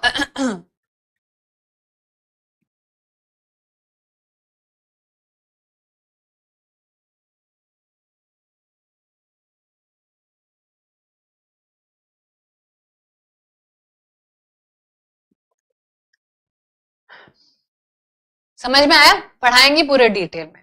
मेरिडियन हो गया, लॉन्गिट्यूड हो गया, लैटिट्यूड हो गया, ये बहुत इंपॉर्टेंट कंसेप्ट है और ये आपको करने पड़ेंगे, ठीक है। मनीषा बेटा बहुत बढ़िया, चलो करते हैं। देखो, सबसे पहले तो हम पहला ऑप्शन करेंगे कि मेरिडियन क्या लॉन्गिट्यूड होती है, लैटिट्यूड होती है, लेटी हुई तो नहीं होती मैम। अगर हम प्राइम मेरिडियन भी यानी कि इसकी सबसे बड़ी बहन को देखे प्राइम मेरिडियन को, तो वो तो लंबी लंबी सी यानी कि वो लॉन्ग है, जो अभी हमने देखी थी। लेकिन उससे समझने से पहले हमने आपके लिए यहाँ पर फोटो लगाई है। अगर मैं आपको बोलूं कि ये जो हमारी फोटो है, इसमें जो ब्लू लाइंस हैं, ध्यान से सुनना, ब्लू लाइंस हैं, यहां से लेके इस प्रकार से शुरू हो रही है, तो ये हमारे क्या है, These are the longitude. So can we say that ma'am option number A तो सही है, आर लाइन्स ऑफ लॉन्गिट्यूड। हाँ जी मैम ये लॉन्ग है क्योंकि ये लैटी नहीं है ना, ये लेटी हुई नहीं है, तो ये हमारा करेक्ट हो जाएगा। तो जहां पर भी ए होगा वो हमारा करेक्ट होगा, यानी कि बी हमारा ऑप्शन नहीं हो सकता। अब बात करते हैं are parallel lines to equator. Parallel यानी कि समांतर जो रेखाएं होंगी, बताओ क्या ये पैरेलल है?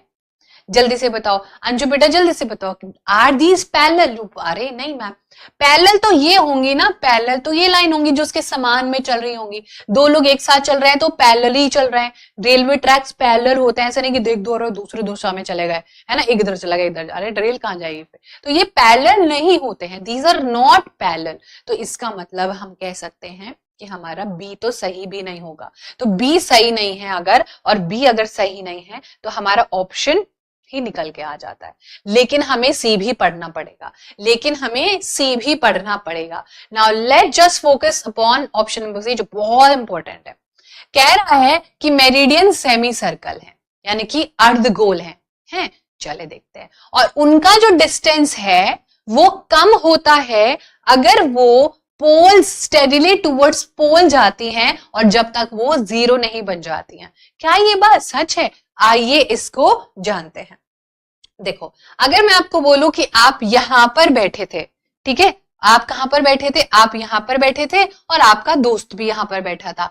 आपका दोस्त यहां पर पहुंचा, आपका दोस्त यहां पर पहुंचा, आपका दोस्त यहां पर पहुंचा और आप भी यहां पर। आप जितना ज्यादा पोल्स के तरफ जाओगे आपके बीच में डिस्टेंस कम होता हुआ नजर आएगा। अगर ये 20 है तो ये 19 हो जाएगा, ये 18 हो जाएगा और धीरे धीरे ये 0 हो जाएगा। यानी कि मैम ये अपना मिलन कर लेंगे इस पॉइंट पर और यहां पर ये 0 बन जाएगा। तो क्या ये बात सही है? हाँ, यहां पर जो डिस्टेंस था वो बहुत ज्यादा था, लेकिन मैम यहां पर जब ये पहुंच गए तो क्या हो गया? ये 0 बन गया और इनका मिलन यहां पर हो जाता है। और ये फिर यहां बैठ के खूब बढ़िया से चाय पानी पीते हैं, पकौड़े वकौड़े खाते हैं और फिर दोबारा से वापस इक्वेटर पर आ जाते हैं। तो definitely these are semi circles और इनके बीच में डिस्टेंस कम हो जाता है जब ये पोल्स पर 0 पर पहुंच जाते हैं।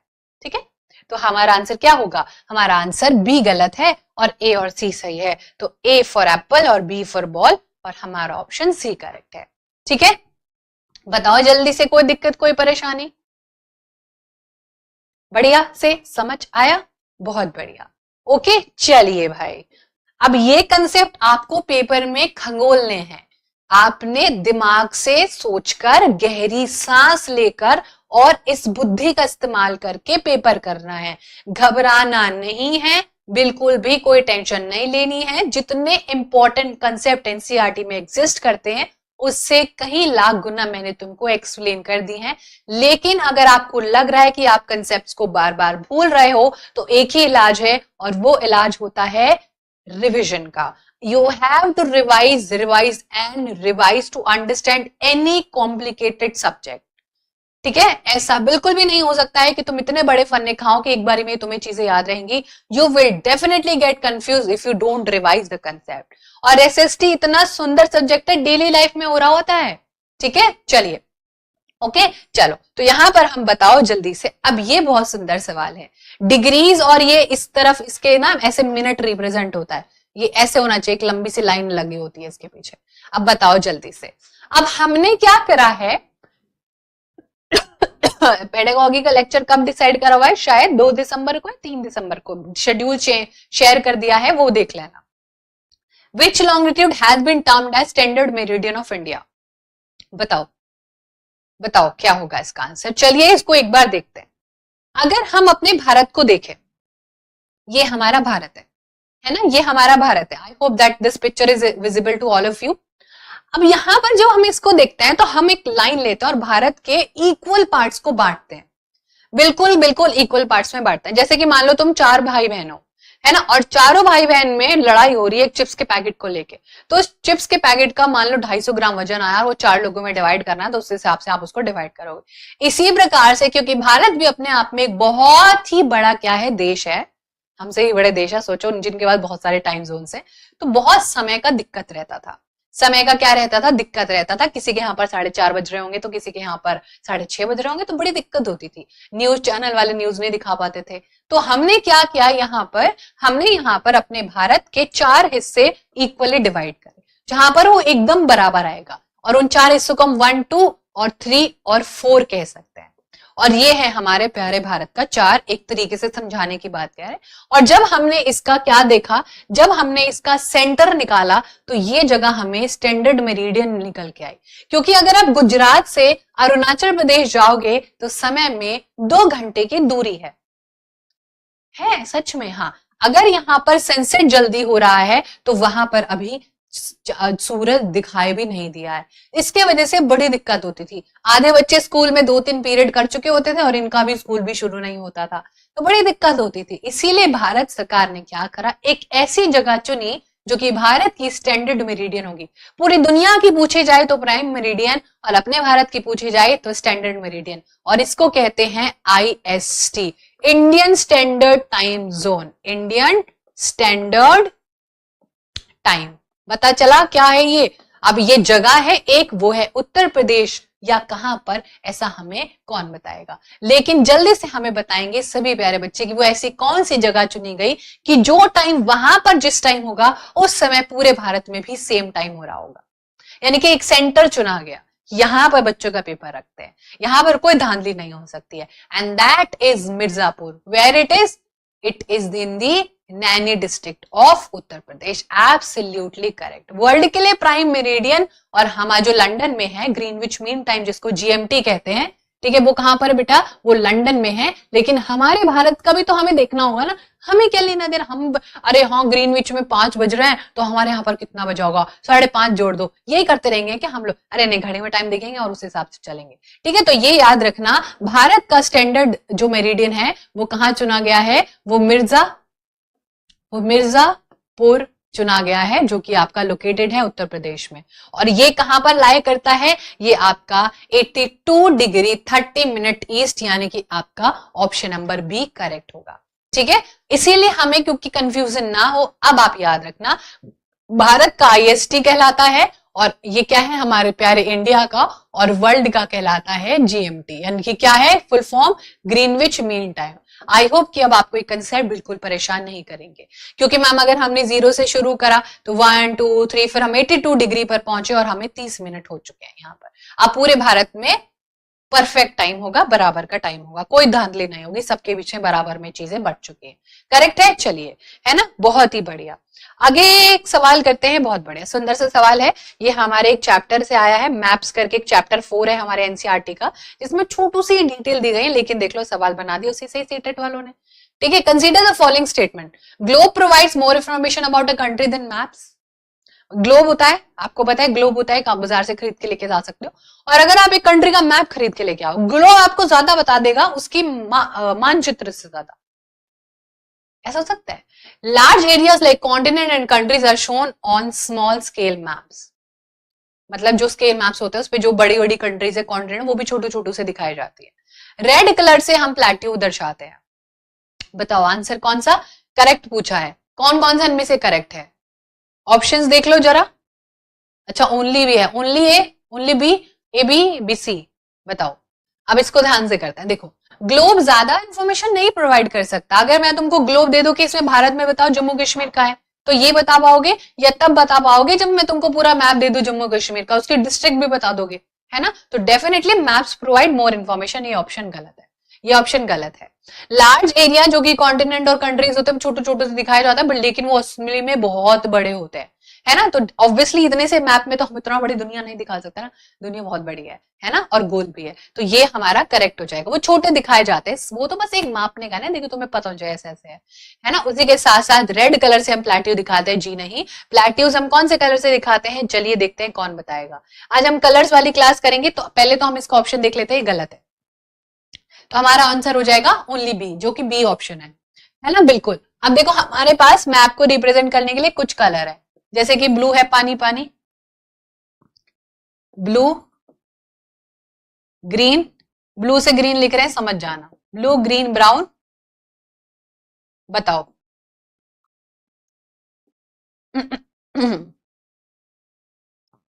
बताओ जल्दी से।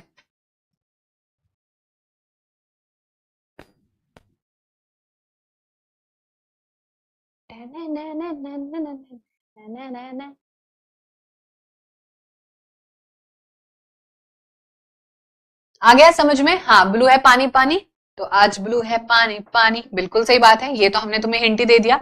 ग्रीन में होता है प्लेन्स, प्लेन्स में यानी कि मैदान, जो कि हमारे उत्तरी मैदान होंगे जहां पर बहुत ज्यादा क्या होगी, जनसंख्या रहती होगी, हरा भरा होता है। ब्राउन होते हैं माउंटेन्स यानी कि पर्वत। आई होप कि पर्वत मैंने हिंदी में सही लिखा होगा। और येलो होते हैं आपके प्लेच्यू, यानी कि क्या बोलते हैं इसको, प से पठार और पा से पढ़ लो। चलो बताओ, चलो मुस्कान ने पूरा पीला रंग भर दिया हल्दी जैसा हमारे कमेंट सेक्शन में, बहुत ही बढ़िया।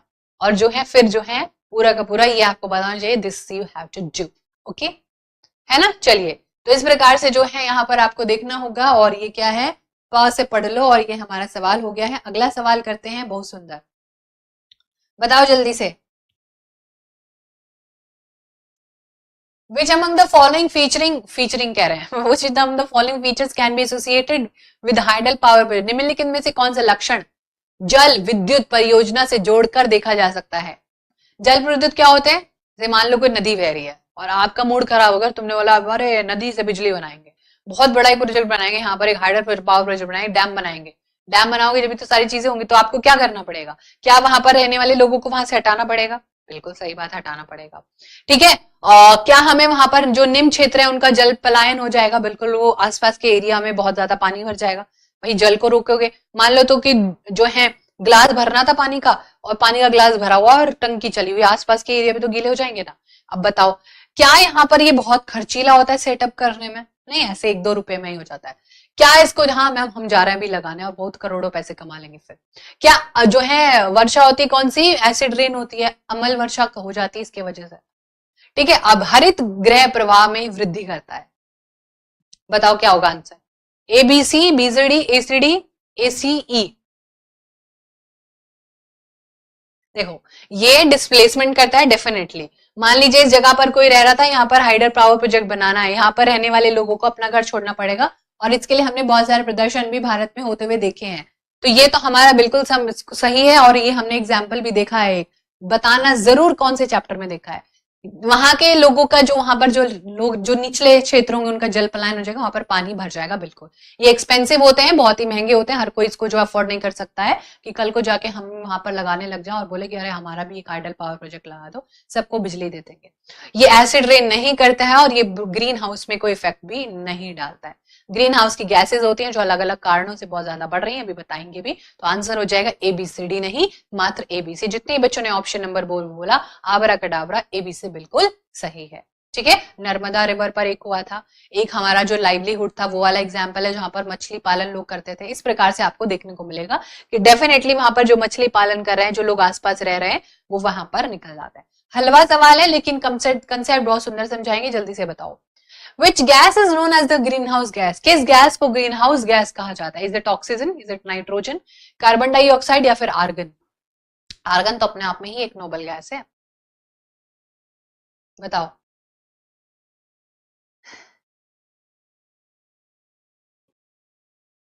वेरी गुड सुधीर, अंजलि, रश्मि, लक्षदा, संचिता, शिल्पा, आरती, मुस्कान, अर्चना, सुमन, मनीषा, बहुत बढ़िया। चलो, आपको सभी को पता है ये इजी पीजी सा क्वेश्चन है। Carbon dioxide green house gas के इफेक्ट को बढ़ाती है, इसीलिए हमारा जो मर्क्यूरी है वो सबसे ठंडा नहीं है, लेकिन वीनस हमारा सबसे ठंडा, सॉरी सबसे गर्म प्लैनेट है, हॉटेस्ट प्लैनेट है वीनस। बिकॉज वीनस क्या करता है, दोस्ती कर लेता है बहुत ही गहरी और CO2 से, और उसको ट्रैप कर लेता है। लेकिन अपने को क्या करना है, ये कंसेप्ट बहुत सुंदर तरीके से 2 फोटो में समझाएंगे। देखो, ये है हमारी पृथ्वी, और पृथ्वी के चारों तरफ है कुछ लेयर्स, जिनको कि हम thermosphere, exosphere, mesosphere, stratosphere, troposphere ऐसे करके पढ़ते हैं।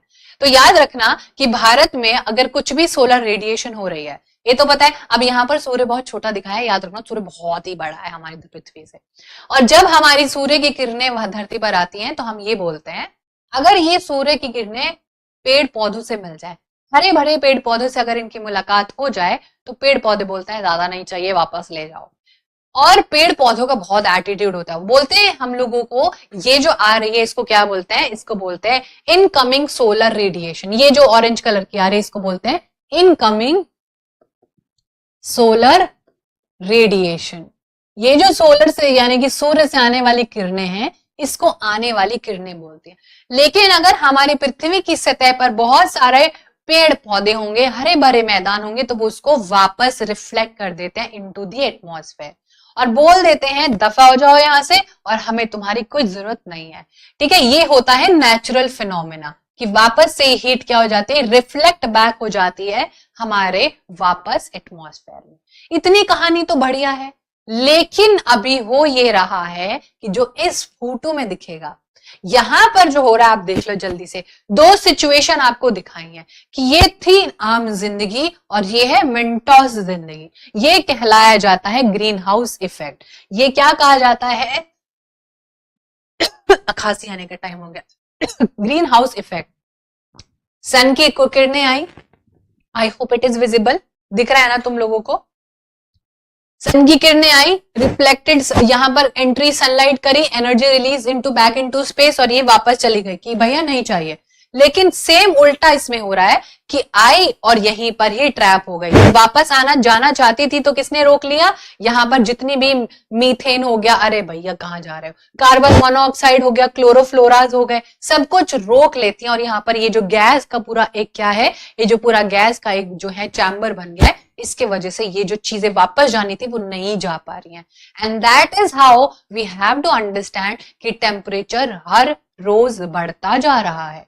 पहले ऐसा होता था हमारे दादा, now since we are living in this जमाना ऑफ इंडस्ट्रीज फैक्ट्रीज, तो हमें ये सब सहना पड़ता है। ठीक है, आज का एक होमवर्क दे रहे हैं कि आज आपने तहे दिल से एक होमवर्क करना है और वो है कि ग्रीन हाउस गैसेस, जैसे इधर लिखी भी हुई है, लेकिन आपको ग्रीन हाउस गैसेस अच्छे से लर्न करनी है और कमेंट सेक्शन में बताना भी है। ओके, बफर हो रहा है, I hope now it is sorted. बहुत बार बफर हुआ है आज की क्लास में, कोई दिक्कत नहीं है। ठीक है, चलो करो, क्वेश्चन को करो। अब यहां पर आवाज क्लियर नहीं हो रही, समय आ गया है क्या जो है खांसी आने का, आवाज नहीं क्लियर होगी, बफरिंग, समय आ गया है। अब समय को समय देना पड़ेगा, अभी तक सब बढ़िया चल रहा था। चलो करो क्वेश्चन को। दो जगह है और भी, 20 डिग्री ईस्ट से 95 डिग्री ईस्ट जाना है, दोनों के बीच में कितना डिफरेंस होगा, हलवा क्वेश्चन है, बताओ भाई।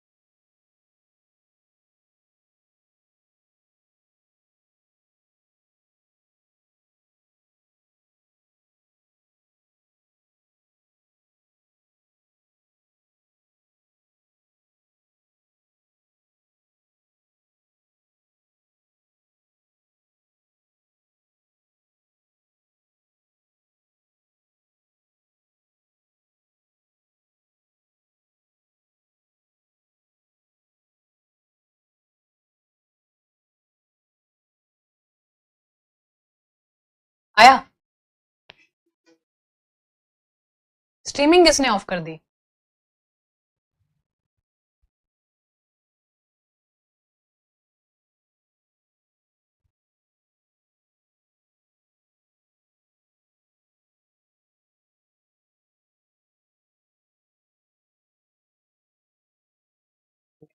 Hello hello hello hello hello, अभी ठीक है?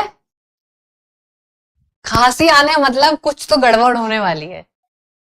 हाँ ठीक है, ओके चलो, आई एम सो सॉरी क्योंकि इंटरनेट ही चला गया था, क्योंकि तुम समझ जाना अब अगली बार से तुम लोगों को कुछ ना कुछ अपने जादू पानी लेके बैठना पड़ेगा हमारी क्लास, क्योंकि जैसे खांसी तो कुछ गड़बड़ होगी, या तो माइक में होगी या इंटरनेट में, कुछ तो होगा। चलो शुरू करते हैं, वापस से हमारे थोड़े क्वेश्चन बचे हुए हैं अभी।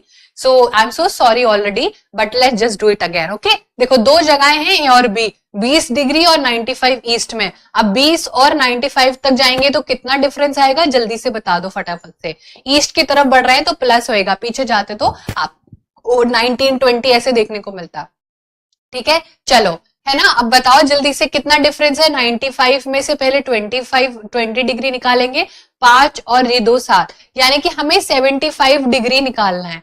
और 75 डिग्री निकालना है तो हम इसको किससे क्या करेंगे, जल्दी से बताओ क्या करेंगे हम लोग। अब 75 डिग्री में हमें टाइम निकालना है ना। जल्दी से बताओ क्या करेंगे फटाफट से।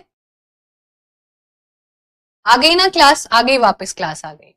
अब इसी को ही हम क्या करेंगे, सेम यहां पर हम लोग, अब हमें घंटे निकाल रहे हैं। जो हमें ये कहा जा रहा था कि 4 मिनट में क्या किया जा रहा है, जो 4 मिनट में 1 डिग्री घूम रहा है, तो 75 डिग्री में कितना समय लगेगा बताओ जल्दी से। 5.5 घंटे लगेंगे। तो हम लोग इसको इसके लिए करेंगे क्या, हम लोग इसके लिए क्या करेंगे, जो हमारा मिनट में निकलेगा टाइम, है ना। तो अगर हम इसको 75 इंटू 4 करेंगे तो हमारा क्या आंसर निकल के आएगा, 0, और क्या निकल के आएगा 2, 74 और ये 300। ठीक है, इस प्रकार से आपने ये सवाल निकालना है। तो जल्दी से बताओ अब आंसर क्या होगा, समझ में आया कैसे निकालना है। अब यहां पर देखो 20 डिग्री है, 95 डिग्री है, दोनों के बीच में डिफरेंस आया 75 का, और अब बस 75 डिग्री की मिनट में वैल्यू देखनी है। 1 डिग्री की वैल्यू होती है 4 मिनट, तो अब हमें क्या करना है, 75 डिग्री की वैल्यू निकालनी है। समझ में आ गया। तो हमारा आंसर क्या आएगा। तो जितने बच्चे 5.5 घंटे बोल रहे थे, तुम्हारे साथ गड़बड़ घोटाला हुआ है क्या। तो अब हमको क्या करना है, सिंपली 75 इंटू 4 कर देना है, एंड दैट विल बी 300। और अगर 300 मिनट को घंटे में बोलेंगे तो कितना होगा, 300 को घंटे में करना है तो 60 से डिवाइड कर लो, और 60 से डिवाइड करेंगे तो 5 आंसर आएगा 59, 6 5 जा 30, है ना। तो 5 घंटे आंसर आएगा। समझ में आया, ये मिनट में आया अभी आंसर 300 मिनट। आर में निकालेंगे, आर में बोले तो 60 बार है ना, 60 मिनट 60 मिनट, और 5 बार बोले तो 5 घंटे। अब आया समझ में, करेक्ट है। तो 5 घंटे हमारा करेक्ट आंसर हो जाएगा। ओके, कोई दिक्कत कोई परेशानी। दोनों का डिफरेंस निकाला, 75 आया। 75 की वैल्यू निकालनी है तो पहले 1 की पता होनी चाहिए। 1 की वैल्यू है 4 minute, 75 degree is equal to 75 into 4। अभी भी थोड़ा बफर कर रहा है, फटाफट से सवालों का सिलसिला आगे बढ़ाते हैं। चलो करो सवाल को जल्दी से, चलो करो जल्दी से सवाल को, थोड़ा जल्दी जल्दी करते हैं, कहीं दोबारा जो है हमारा हैंग ना हो जाए system. Consider the following statement A and B about destruction of forest in Amazon basin and choose the appropriate option. अब Amazon basin दुनिया का सबसे लार्जेस्ट बेसिन है, लेकिन वहां पर बहुत सारी प्रॉब्लम हो रही है। और प्रॉब्लम ये है कि जो टॉप सॉइल है ना, जो सबसे, अभी असर्शन रीजन वाला क्वेश्चन नहीं, स्टेटमेंट वाला है, तो उसमें बिकॉज नहीं भी लगाएंगे तो चलेगा। ठीक है, the top soil is being washed away by rainfall and the lush forest is turning into barren landscape. अब आप बोलोगे कि मैम ये क्या हो रहा है। देखो आपको पता है कि जो हमारे को सबसे जरूरी है, मान लो ये हमारा जमीन है, और इस जमीन पर क्या है, इस जमीन पर बहुत बढ़िया बढ़िया पेड़ पौधे हैं। पेड़ पौधे आदमी बना दिया था पेड़ पौधे की जगह। ये क्या है, ये हमारे पेड़ पौधे। अक्सर ऐसा होता है, अक्सर ऐसा होता है, अगर हम अपने पेड़ पौधे को बढ़िया से पानी देंगे, उसको बहुत अच्छे से रखेंगे, तो उसकी जड़ें बहुत नीचे तक फैल जाएंगी। ठीक है, उसकी जड़ें बहुत नीचे तक फैल जाएंगी, इतना तो आप सबको पता है। ठीक है, इतना तो आप सबको पता है कि अगर हमारे घर पे भी कोई पौधा होता है, हम उसको प्रॉपर पानी देंगे तो वो अच्छे से सरवाइव करेगा। लेकिन कम और ज्यादा हो जाएगा तो दिक्कत परेशानी हो जाएगी। मान लो कि अगर तुम्हारा बढ़िया पानी इसको मिल रहा है और ये बहुत खुश है, लेकिन अगर पानी बहुत ज्यादा बढ़ जाए, बहुत ज्यादा बारिश हो जाए, तो ये जो टॉप लेयर होती है, जिसको हम टॉप सॉइल कहते हैं, जो हमारे काम की होती है, इरोड हो जाती है ना, और आपके पेड़ गिरने लगते हैं। ये जो जड़ें है ना, इस पेड़ की नींव है, इसको पकड़ के रखे कि तुझे कहीं नहीं जाने देंगे। जो बड़े बड़े पेड़ होते हैं वो गिरते हैं, कभी आपने देखा, बहुत आंधी तूफान आता है तो गिरेंगे। तो सेम अगर पानी का लेवल बढ़ जाता है, अब पानी है तो आया है तो जाएगा, और जब वो जाएगा तो टॉप सॉइल को अपने साथ ले जाएगा, यानी कि पेड़ों की जो जड़ें हैं वो कमजोर हो जाएंगी। इसीलिए तो आप देखते हो कि आप जब पानी ज्यादा दे दोगे पौधे को तो आपका पौधा मर जाएगा, है ना, और नहीं दोगे तो सूख जाएगा। तो इस प्रकार से सेम चीज यहाँ पर भी हो रही है कि बहुत ज्यादा रेनफॉल होने की वजह से जो टॉप सॉइल है वो रिमूव हो जाती है और वो पेड़ अपने साथ ले जाती है, पेड़ गिरने लगते हैं और वो एक बंजर जमीन बन जाएगा। ठीक है, तो इसीलिए मिट्टी को पकड़ के रखना बहुत जरूरी है जमीन के लिए, अदरवाइज सॉइल इरोजन हो जाएगा। और इसीलिए a large area of rain forest of Amazon has been disappearing due to developmental activities. और ये जो विकास की इतनी सारी एक्टिविटीज का प्रचलन चल रहा है उसकी वजह से भी वहां पर अमेज़न फॉरेस्ट में इतने सारे पेड़ काटे जा रहे हैं, बड़े बड़े चीजें वहां पर बनाई जा रही है, तो जिसकी वजह से वहां पर अमेज़न फॉरेस्ट, रेन फॉरेस्ट भी कम होते हुए नजर आ रहे हैं। ठीक है, तो दोनों ही स्टेटमेंट करेक्ट है। हम लोगों की कहा गया हमारा सवाल, तो दोनों करेक्ट है, both A and B are correct. ठीक है, दुनिया का सबसे बड़ा बेसिन है, टाइम लगे तो गूगल पर देख लेना कैसा दिखता है अमेज़न बेसिन, फिर और अच्छे से सारी चीजें समझ में आएंगी। ओके, वेरी गुड मंदाकिनी बेटा, चलिए आगे बढ़ते हैं। ये हमारा कौन सा सवाल है, बहुत सुंदर सवाल है ये। अब आप बताओ, पॉपुलेशन से रिलेटेड सवाल है, बहुत सुंदर। मैंने आपको प्रॉमिस किया कि एक भी कंसेप्ट नहीं छोड़ने वाले हैं, पेपर 2 की पक्की गारंटी है यहाँ पर, ऐसा नहीं है कि ये छोड़ दिया वो छोड़ दिया। ठीक है, चलो बताओ करो। पॉपुलेशन पिरामिड जो होता है, अगर हमें बच्चों को समझाना है तो हमें कैसे समझाना होगा? एक प्रारंभिक स्तर की कक्षा में जनसंख्या पिरामिड की सहायता से निम्न में से कौन सा उप विषय पढ़ाया जा सकता है? ठीक है, चलिए इसको करते हैं। पहले आपको पता होना चाहिए कि कोई भी पिरामिड कैसा होता है। देखो यहाँ पर ये होता है ऐसा कि मतलब ये ट्राइंगुलर शेप में हो और नीचे इसकी बहुत मजबूत जड़ हो और ऊपर जाते जाते ये नैरो हो जाए, ये एक परफेक्ट पिरामिड होता है। लेकिन अगर इसकी शेप ऐसे हो अरे कहाँ जा रहे हो, अगर लेकिन मान लो इसकी शेप थोड़ी सी कैसे होती, इसकी शेप सीधा सीधा हो जाती, इसकी शेप बराबर हो जाती एकदम, इसका जो है एकदम रेक्टेंगल जैसा शेप आ जाता। तो ये तो एक तो हमें मेल और फीमेल के बारे में बताता है, जो ब्लू है वो मेल को रिप्रेजेंट कर रहा है और जो पिंक कलर का है वो फीमेल को। वैसे यहाँ पर एक बहुत ही बड़ा स्टेरियोटाइप देखने को मिल जाएगा कि pink is equal to girls, blue is equal to boys, very important stereotype. देखो तो ये बर्थ रेट और डेथ रेट भी बताता है, ये हम लोगों को ये भी बताता है जो पिरामिड है कि जन्म कितने हो रहे हैं और डेथ रेट, यानी कि जन्म ज्यादा होने चाहिए और मृत्यु दर भी उसके जितने बराबर होने चाहिए। तो डेफिनेटली ये हमें बताता है। तो यहाँ पर आपको देखने को मिलेगा ये हमें बताता है, ये मेल और फीमेल की पॉपुलेशन भी बताता है। क्या ये हमें लेबर फोर्स, श्रमिक संख्या के बारे में या माइग्रेशन के बारे में भी बताता है? तो अब बताओ, ये हमें एक्सपैंडिंग लेबर फोर्स के बारे में भी बताता है, लेकिन ये हमें माइग्रेशन के बारे में नहीं बताता है। अब आपको पता चलेगा ना कितने लोग हैं, कितने लोग पढ़ लिख रहे हैं, सब कुछ हमें ये पॉपुलेशन पिरामिड से ही पता चलता है, जहां पर हम लोगों को अब बताओ आंसर क्या होगा। ठीक है, बताओ जल्दी से, भारत देश में अब क्या करना है, जल्दी से बताओ आंसर फटाफट से। ये क्या है, हमें माइग्रेशन के बारे में नहीं बताता है, it only talks about labour force, male यानी कि जेंडर पॉपुलेशन और birth rate and death rate. ठीक है, बर्थ यानी कि जन्म और डेथ रेट। ठीक है, एक इन्फेंट मोर्टेलिटी रेट भी होता है, वो भी आपको पता होना चाहिए। इन्फेंट मोर्टेलिटी रेट यानी कि नवजात बच्चे जो 1 साल से पहले मर रहे हैं, ये सब चीजें हमें पॉपुलेशन पिरामिड से पता चलती है। और ऑब्वियसली मान लो हमें पता ही नहीं हमारे यहाँ पर कितने बुजुर्ग लोग हैं, कितने यंग बच्चे हैं, तो हम पॉलिसीज किस हिसाब से बनाएंगे, है ना। अगर हमें पता ही नहीं है कि तुम लोग कितने सारे हो तो वैकेंसीज कैसे निकालेगी सरकार। तो ये ऊपर वाले 3 यानी कि एबीसी हमारा करेक्ट आंसर होगा, जो कि आपको पता होना चाहिए। ठीक है, अगला सवाल करते हैं, फटाफट से जल्दी से करो। नेक्स्ट क्वेश्चन करते हैं, कंसीडर द फॉलोइंग स्टेटमेंट। चलो करो फटाफट से। Very good everyone. In mixed farming the land is used for growing food, fodder and rearing livestock. जब हम मिश्रित कृषि करते हैं तो भूमि का उपयोग भोजन, चारे की फसल उगाने और पशुपालन हेतु भी किया जाता है। कि हमने पशु भी रखे हुए हैं, उनका हम लोग जो है यहाँ पर मिल्किंग के लिए यानी कि उनका दूध जो है निकालने के लिए उनका इस्तेमाल कर रहे हैं, खेती में जो है उनके मेल मेंबर का इस्तेमाल कर रहा है, राइट। अब आप बताओ जल्दी से बताओ, क्या मिक्स फार्मिंग इसी का ही एग्जाम्पल है? या फिर जो शिफ्टिंग कल्टीवेशन होती है, सर्शन रीजन नहीं, दोनों अलग अलग स्टेटमेंट है। शिफ्टिंग कल्टीवेशन सेमी एरिड यानी कि कैसे, आपको पता होना चाहिए कि जो जहां पर बिल्कुल शुष्क जो है माहौल हो, जहां पर पानी ही नहीं हो। बताओ कौन सा होगा? दोनों सही है, ए सही है, बी सही है, दोनों सही है, दोनों गलत है। देखो बी गलत है, because of the fact that shifting cultivation arid area में होती ही नहीं है। शिफ्टिंग कल्टीवेशन कहां पर होती है? शिफ्टिंग कल्टीवेशन होती है हिली एरियाज में, ठीक है। ज्यादातर जो शिफ्टिंग कल्टीवेशन होती है वो हिली एरियाज, माउंटेन्स में होती है।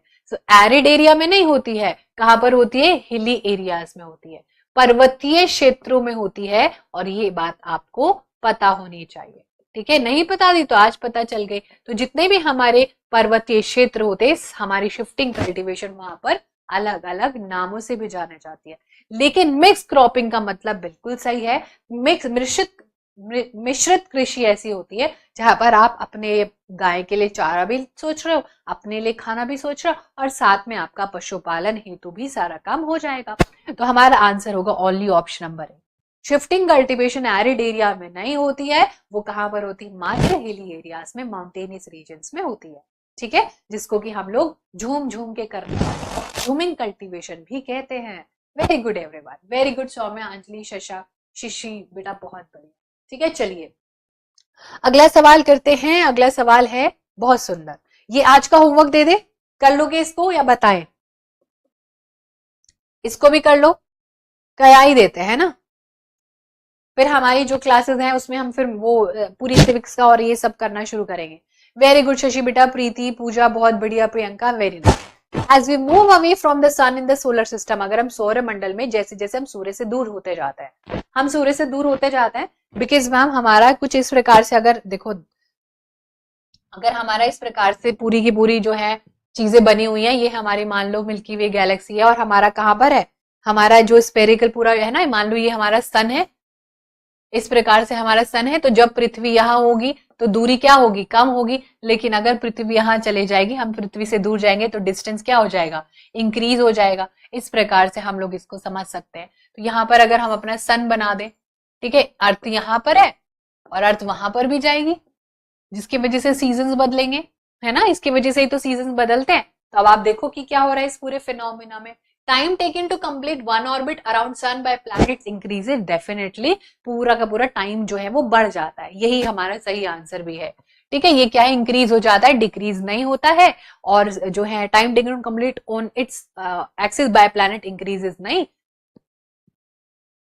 हाँ वन स्पिन लिखा है ना इसमें, इसमें ऑर्बिट लिखा है, ये हमारा करेक्ट होगा। वन स्पिन वो अपने एक्सिस पर जो घूम रहा है उसका टाइम बिल्कुल बराबर रहेगा।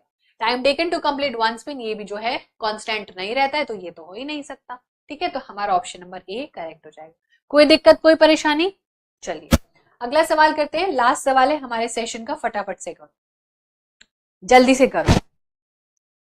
अगर हम किसी भी बायोस्फेयर में रह रहे हैं, यानी कि जैव मंडल में जो लिविंग बींग्स है जो रह रहे हैं, तो लिविंग बींग्स क्या कैसे रहते हैं? जीव जंतु जो हम हैं, हम लोग एक दूसरे पर बिल्कुल जो है यहाँ पर जो है एक दूसरे से बिल्कुल रिलेटेड है, लेकिन एक दूसरे पर निर्भर नहीं है। अच्छा, एक दूसरे पर निर्भर है और संबंधित नहीं है, ना तो एक दूसरे से संबंधित है ना ही एक दूसरे पर निर्भर है, एक दूसरे से संबंधित भी है और एक दूसरे पर निर्भर भी है। ये इतना आसान सवाल था कि आपको सबको पता होना चाहिए। एक बायोस्फेयर में हम एक दूसरे से संबंधित भी हैं और एक दूसरे पर निर्भर भी हैं। जैसे कि तुम मुझ पर निर्भर हो और स्टूडेंट का अपने आपस में एक जो है क्या है, रिलेशन भी है, संबंध भी है। तो ये आप लोगों को देखने को मिलेगा। ऐसे ही जितने भी लिविंग बींग्स है, चाहे एनिमल्स हो, ह्यूमन बींग्स हो, क्रोकोडाइल हो, कोई भी हो, सबका एक रिश्ता है और सब एक दूसरे पर निर्भर है। इसमें हम वो जो वो साइकिल होती है ना फूड चेन वाली, वो प्रॉपरली समझ सकते हैं कि सबसे बड़ा हाथी है वो पेड़ खाएगा, है ना, गोट है वो पेड़ खाएगी, जो शेर होगा वो छोटे छोटे जानवरों को शिकार करेगा, छोटे जानवर अपने से छोटे पर शिकार करेंगे, है ना। तो ये पूरी साइकिल गोल गोल घूमती है। हम डिपेंडेंट भी हैं और इंटरडिपेंडेंट भी है, इंटर रिलेटेड भी है, सब कुछ है। हमारा आपके भरोसे कुछ भी नहीं हो सकता है, ठीक है। तो इस प्रकार से आपको देखने को मिलेगा हमारा सेशन बहुत ही बेहतरीन तरीके से कंप्लीट हो जाता है, ठीक है। अब बताओ कोई भी दिक्कत परेशानी, ऐसे सवाल जो है आपको चुटकियों में निकाल, ठीक है। बिल्कुल बहुत बढ़िया, है ना। सभी जीव जहां पर मीदा बेटा फूड चेन में जैसे निर्भर होते हैं ना हर चीज के लिए, तो उसी प्रकार से आपको ये चीजें देखने को समझ आएंगी, ठीक है। चलो, तो इस प्रकार से आपको जो है यहाँ पर चीजें देखनी है, समझनी है। अब बताओ जल्दी से, ठीक है। श्वेता, वैष्णवी, प्राची बहुत बढ़िया, ठीक है, ज्यादा क्लासेस होती नहीं है यहाँ पर, और थोड़ा सा भी स्क्रॉल करोगे तो लगभग हमने अक्टूबर से अपनी क्लास स्टार्ट करी थी, नवंबर खत्म होते हुए नजर आ रहा है, और इन 2 महीनों में हमने जितनी पढ़ाई करी है उतना भी कर लोगे तो पेपर आराम से निकाल सकते हो। कल मैंने एक कॉमेंट पढ़ा था जिसे पढ़ के मुझे बहुत ज्यादा दुख हुआ, और वो कॉमेंट ये था कि पता नहीं ये पढ़ के पेपर निकलेगा नहीं, और इतना दुख हुआ, इतना दुख हुआ कि दुख की कोई सीमा ही नहीं थी। पूरा का पूरा कंसेप्ट एनसीईआरटी उठा के देखना, ये क्वेश्चंस मैच करके देखना, प्रूफ भी दिखा दिया है। अब इससे ज्यादा तो आपके लिए क्या ही कीजिएगा बताओ। तो थोड़ा सा तो जो है, आपने 1-2 महीने पढ़ाई करी है मेरे साथ, थोड़ा सा तो तुम लोगों को ऐसे चीजें समझनी होंगी कि जब प्रूफ ही दिखाया जा रहा है कि सवाल कहाँ से आ रहा है और कहाँ से आ सकता है, और उसके कंसेप्ट भी साथ में बताए जा रहे हैं, तो भैया फिर क्यों इतना डाउटिंग वाला जो है, डाउट्स क्यों होते हैं इतने कि अरे ये आएगा या नहीं आएगा, है ना। तो इसी प्रकार से, है ना, तो आपको समझनी होंगी थोड़ी बहुत चीजें, है ना। तो ये है। उसके बाद अब एक और चीज है, हमारा ये जो सेशन रहता है जो है थोड़े टाइम बाद एंड होता है, और बहुत सारे बच्चे थोड़ी देर बाद इसको देख नहीं पाते। तो या तो आप एक काम कीजिए कि या तो आप थोड़ा समय लेके, जब वीडियो आपको मिल जाए, वो पूरा रिकॉर्ड होके वापस आती है चैनल पर, तो आप उसको देख लो, या फिर आप भाई टाइम से 11 बजे क्लास में आ जाया करो। लेकिन अपना समय मत व्यर्थ किया करो कि क्लास नहीं चले। अगर क्लास नहीं चल रही इसका मतलब हो चुकी है, और जब रिकॉर्डेड वर्जन अपलोड हो जाएगा जिसमें समय लगता है बहुत ज्यादा, तो वो तब आपको दिखेगी। ठीक है, तो अब यहाँ पर हम लोग इस प्रकार से, ठीक है, अब आप लोग एक तो चांस तो दो ना अपने आप को, उम्मीद से पूरे तहे दिल से मेहनत कर डालो। ये जितने भी 15 क्लास में क्वेश्चन कराए इनको कर डालो दिल से। एक कंसेप्ट नहीं समझ में आ रहा, दोबारा देखो, वीडियो पीछे करके दोबारा देखो, बार बार करो। ठीक है, तो इस प्रकार से आपको देखना होगा। ठीक है, तो यहाँ पर लिख देते हैं, बहुत सारे बच्चे कंफ्यूज रहते हैं कि क्लास चलेगी क्या। ठीक है, क्लास इज ओवर, तो यहाँ पर लिख दे रहे हैं class is over, we started at 11 AM से हम लोगों ने स्टार्ट करी थी। ठीक है, क्योंकि बहुत बच्चे फिर कमेंट सेक्शन में बहुत परेशान होते हैं घंटों घंटों तक, तो ये है हमारा। ठीक है, अब बताओ, हाँ, इनकी सारी पीडीएफ ग्रुप में मिल जाएगी, वो आपके साथ शेयर कर दिया है हमने सारी बातें। ठीक है, और बाकी सारी जो वीडियोस है ना, ये आपको कैरेविल ऐप पर भी अपलोड होते जा रही है, तो वो भी आप एक बार देख लेना, चेक कर लेना, वहां पर आपको पूरा सीक्वेंस में 15 की 15 वीडियोस मिल जाएंगी। ठीक है, हाँ जी, तो ये सारी चीजें। अब एक और चीज यहाँ पर देख लेते हैं, एक बार फिर से ये वाला जो पोस्टर है वो दिखा देते हैं आपको, पूरा समझा दिया है। ये हम लोगों ने आपके लिए 10 डेज का प्लान बनाया, और इन 10 डेज में आराम से आप कोई भी जो है सीटेट का आराम से निकाल सकते हो। एनसीईआरटी सिविक्स करेंगे, एनसीईआरटी ज्योग्राफी करेंगे 6 to 8, एनसीईआरटी हिस्ट्री करेंगे, पेडागोजी के बहुत सारे क्वेश्चन करेंगे, 2 मॉक पेपर करेंगे, लगभग 120 क्वेश्चन, और इतने सारे क्वेश्चन कराए दिए। ठीक है, चलो, तो ये हमारा पूरा आपके साथ शेड्यूल भी शेयर कर दिया है, सब कुछ शेयर कर दिया है। 40 क्वेश्चन करने के साथ साथ 120 कंसेप्ट भी हो जाता है। ठीक है, ग्रुप कैसे ज्वाइन करना है वो भी बता दिया है, सब कुछ बता दिया। अब हमारी जो मुलाकात होगी वो हमारी मैराथन वीडियो के साथ होगी, ठीक 11 बजे ऑन वेडनेसडे। ठीक है, बता दिया है ग्रुप कैसे ज्वाइन करना है, वीडियो के एंड स्टार्टिंग में जाना, वहां पर पूरी डिटेल्स दी है। अब आपसे लेते हैं विदा, और इस प्रकार से जो है, ठीक है, क्लियर। हाँ जी, मैराथन क्लास होगी बिल्कुल। अभी पहले हम अपना एक सिलेबस पे पकड़ बना लेते हैं, भले ही हमें ऊपर ऊपर से बनानी, क्योंकि एनसीईआरटी पढ़ने का पूरे डिटेल में जाने का टाइम है नहीं। आप बहुत बड़े फन्ने खाओ तो पढ़ लो, बहुत अच्छी बात है, फिर तो कोई रोक ही नहीं सकता आपको। ठीक है, चलिए, so thank you so much everyone, and सारी चीजें आपको जो है मिल जाएंगी। अगर आप वीडियो को एक बार फिर से भी देखना चाहो तो फिर आपको एक भी डाउट नहीं रहेगा। ठीक है, so thank you so much everyone, sending you all a lots and lots of love. Now I'll see you in the next video with a complete marathon of civics from class 6 to 8. तब तक अपना ख्याल रखो, मस्त रहो, तंदुरुस्त रहो, और ये 15 वीडियोस एक बार फिर से कर देना। So bye bye everyone, take care, see you in the next class.